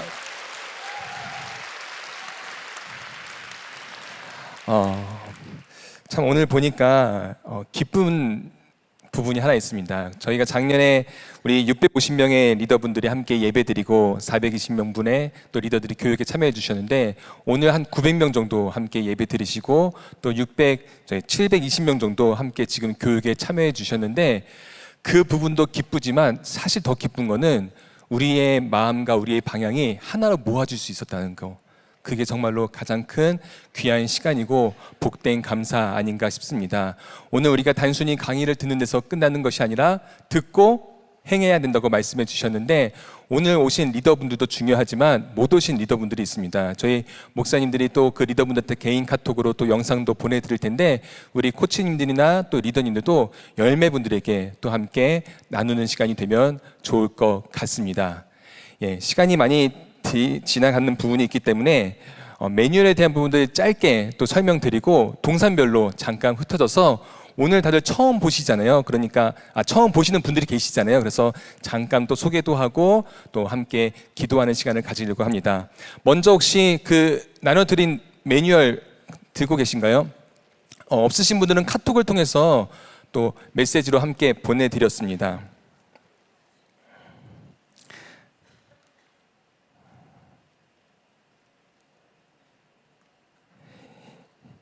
짧게 5분만 말씀을 드릴게요. 보시면은 이번에는 특별히 나무 매뉴얼을 구체적으로, 그리고 여러분들이 가장 궁금해하는 질문을 가지고 만들었습니다. 특별한 점은 전에는 리더들만 볼 수 있는 매뉴얼이는데 이번에는 열매들도 함께 볼 수 있다는 점입니다. 그렇기 때문에 여러분들이, 리더들이 가장 힘들어하는 게 아무리 설명하려고 해도 어떻게 설명해야 될지 모르겠어요. 또 그런 부분도 있고 어떻게 권면을 해야 될까 질문들이 있었는데, 또 이 매뉴얼을 통해서 각자가 또 기준과 다른 부분들을 함께 맞춰가는 작업을 하면 좋을 것 같습니다. 이번에 이제 이 매뉴얼들을 또 열매분들에게 공유해 주시고 필경대에다가 올려놓을 테니까 여러분들 처음 모임하실 때 이 부분들도 함께 나누면 좋을 것 같습니다. 한 가지만 말씀을 드릴게요. 첫 번째 질문 가운데 나무 모임을 어떻게 진행하면 될까요? 라고 말씀해 주셨는데, 특별히 이번에 하나님의 음성으로 함께 나무 모임을 하게 되었는데, 거기에 매일매일 또 통독을 올려주시고, 그리고 묵상에 완독 또는 좋아요, 엄지, 체크 표시를 눌러주시면은 함께 말씀을 나누고 있다라고 볼 수 있고, 여러분들이 짧게 또 그 묵상을 나눠주셔도 좋을 것 같습니다. 나무 모임 진행 순서를 보시면은 환영, 기도, 말씀 나눔, 기도 제목 나눔이 있는데, 거기에 특별히 교회 소식 나눔, 그리고 나무 헌금 보고서 제출이 있습니다. 교회 소식 나눔은 저희 만나교회 앱을 통해서, 그리고 우리 목사님들이 또 말씀해 주시는 교회 소식, 동산 소식, 이런 부분들은 리더 카톡방을 통해서 확인하실 수 있습니다. 그 중에 하나 보시면은 바로 나무 헌금입니다. 여기 보시면은 나무 헌금은 회비가 아니라 선교 헌금이다라고 말하고 있는 것이죠. 저는 이렇게 표현하고 싶어요. 하나님의 마음이 담겨진 또 선교 헌금이다. 여러분들이 우리가 한샘 치고를 통해서 커피 한 샘 마신 셈 치고라고 이야기를 하고 있는데, 그것보다 더 중요한 무언가 가치가 있다는 것이죠. 또 우리가 그런 부분들을 선교 헌금을 통해서 또 서로에 대한 마음도 나누고 경험하고 훈련할 수 있는 좋은 사명의 도구가 되면 좋겠다는 것입니다. 나무 헌금은 보시면은 제가 이렇게 읽어드릴게요. 선교 후원 국내 해외와 그리고 나무 공동체 운영, 신방, 경조사 활동에 사용됩니다. 그리고 나무별로 헌금 금액을 1년 동안 약정하는 것입니다. 여러분들 주보대에 가시면은 나무 헌금 봉투가 있습니다. 거기에 선교지를 적는 칸이 있습니다. 함께 적어주시면 좋을 것 같은데 뒤에 한번 보시면은 여기에 만나교회 나무 후원지 안내가 있습니다. 여기서 목록을 보시고 적어주시면 좋을 것 같은데 국내 선교와 해외 이주민 선교가 있는데 국내 선교로 후원하시기를 원하시는 나무는 네트워크 교회라고 써주시면 됩니다. 뭐 남양주도 있고 이천도 있고 용인도 있고 영종도 있는데 교회 이름을 적는 것이 아니라 네트워크 교회로 일괄적으로 써주시면은 거기에 맞게 저희 교회 또 헌금이 선교지로 사용되어집니다. 그리고 한 가지 더 보시면은 외국인 선교를 보시면 여기 특별히 태국, 중국, 인도 이 세 곳의 국가는 여러분들이 하시던 만큼 또 헌금이 전해지고 있다는 것이죠. 그렇기 때문에 꾸준히 또 헌금하면 할수록 더 많아진다는 사실을 기억해 주시면 좋을 것 같습니다. 우리가 직접 나가지는 못해도 보내는 선교도 선교이기 때문에 국내와 해외 이주민들을 위해서 함께 해주시면 좋을 것 같습니다. 다시 앞에를 한번 보시면요, 특별히 이제 헷갈리는 부분들이 있어요. 궁금해하시는 분들도 있는데 약정 금액을 어떻게 적어야 되나요? 또 어떤 분들은 한 달에 한 번, 그러니까 총 금액을 적어주시는 분들도 있고 어떤 분들은 모이실 때마다의 그 금액을 적어주시는 분들이 있습니다. 예를 들어서 여러분들이 5만 원을 적어주셨으면은 그 5만 원은 한 달 동안 모여서 쓰는 금액이 아니라요, 모일 때마다 5만 원씩 헌금을 하는 겁니다. 예를 들어서 3만 원을 적어주셨다 그러면은 여러분들이 모일 때마다 3만 원, 또 다음에 모일 때 3만 원, 그 금액을 적어주시는 겁니다. 예를 들어서 이렇게 한 달에 5만 원 적어주시고 만약에 3번 모이셨는데 그냥 한 번만 5만 원 헌금하고 또 다음에 나무 모임을 할 때는 헌금을 안 하시는 경우도 있는데 여러분들도 보시다시피 이 헌금은 또 예배 안에 하나의 훈련입니다. 그렇기 때문에 여러분들이 가능한 금액을 큰 금액보다는 가능한 금액을 적어주시고 또 모이실 때마다 또 헌금해 주시면은 그 금액은 또 우리 선교 헌금과 그리고 나무 공동체 운영으로 사용된다는 것을 기억해 주시면 감사하겠습니다. 마지막입니다. 나무 보고서입니다. 나무 보고서는 리더의 역할이죠. 그러나 우리 열매분들이 또 구체적으로 상황들을 자세히 적어 주셔야 하는데요. 이 나무 보고서는 여러분들이 모일 때마다 또 함께 적어 주시고 또 제출해 주셔야 됩니다. 그래서 되도록이면 만약에 주일에 모이셨다 그러면은 화요일까지는 제출해 주시면은 저희 또 목사님들이 또 함께 보고 또 기도하고 또 전화로 연락드리도록 하겠습니다. 만약에 교회에 못 오시는 경우가 있잖아요. 그러면 사진을 찍어서 코치님에게 보내주시면 좋고 또 온라인은 그때그때마다 저희 또 동산에서 확인을 하도록 하겠습니다. 예, 그 다음 페이지 넘겨주시면요, 예, 더 좋은 모임을 위한 에티켓입니다. 리더의 주요 역할을 잘 기억해 주세요. 그리고 나무 안에서 나눈 사적인 이야기는 절대 비밀 유지입니다. 그리고 열매가 모두 자신의 이야기를 할 수 있도록 배려해 주세요. 모임과 관계없는 이야기와 행위는 공동체가 분열되는 지름길입니다. 또 잘 기억해 주시면 좋을 것 같습니다. 예.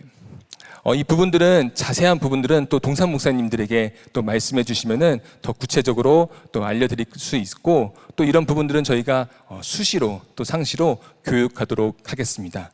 네, 오늘 늦은 시간까지 벌써 2시 40분입니다. 또 늦은 시간까지 함께 해주셔서 정말로 감사드립니다.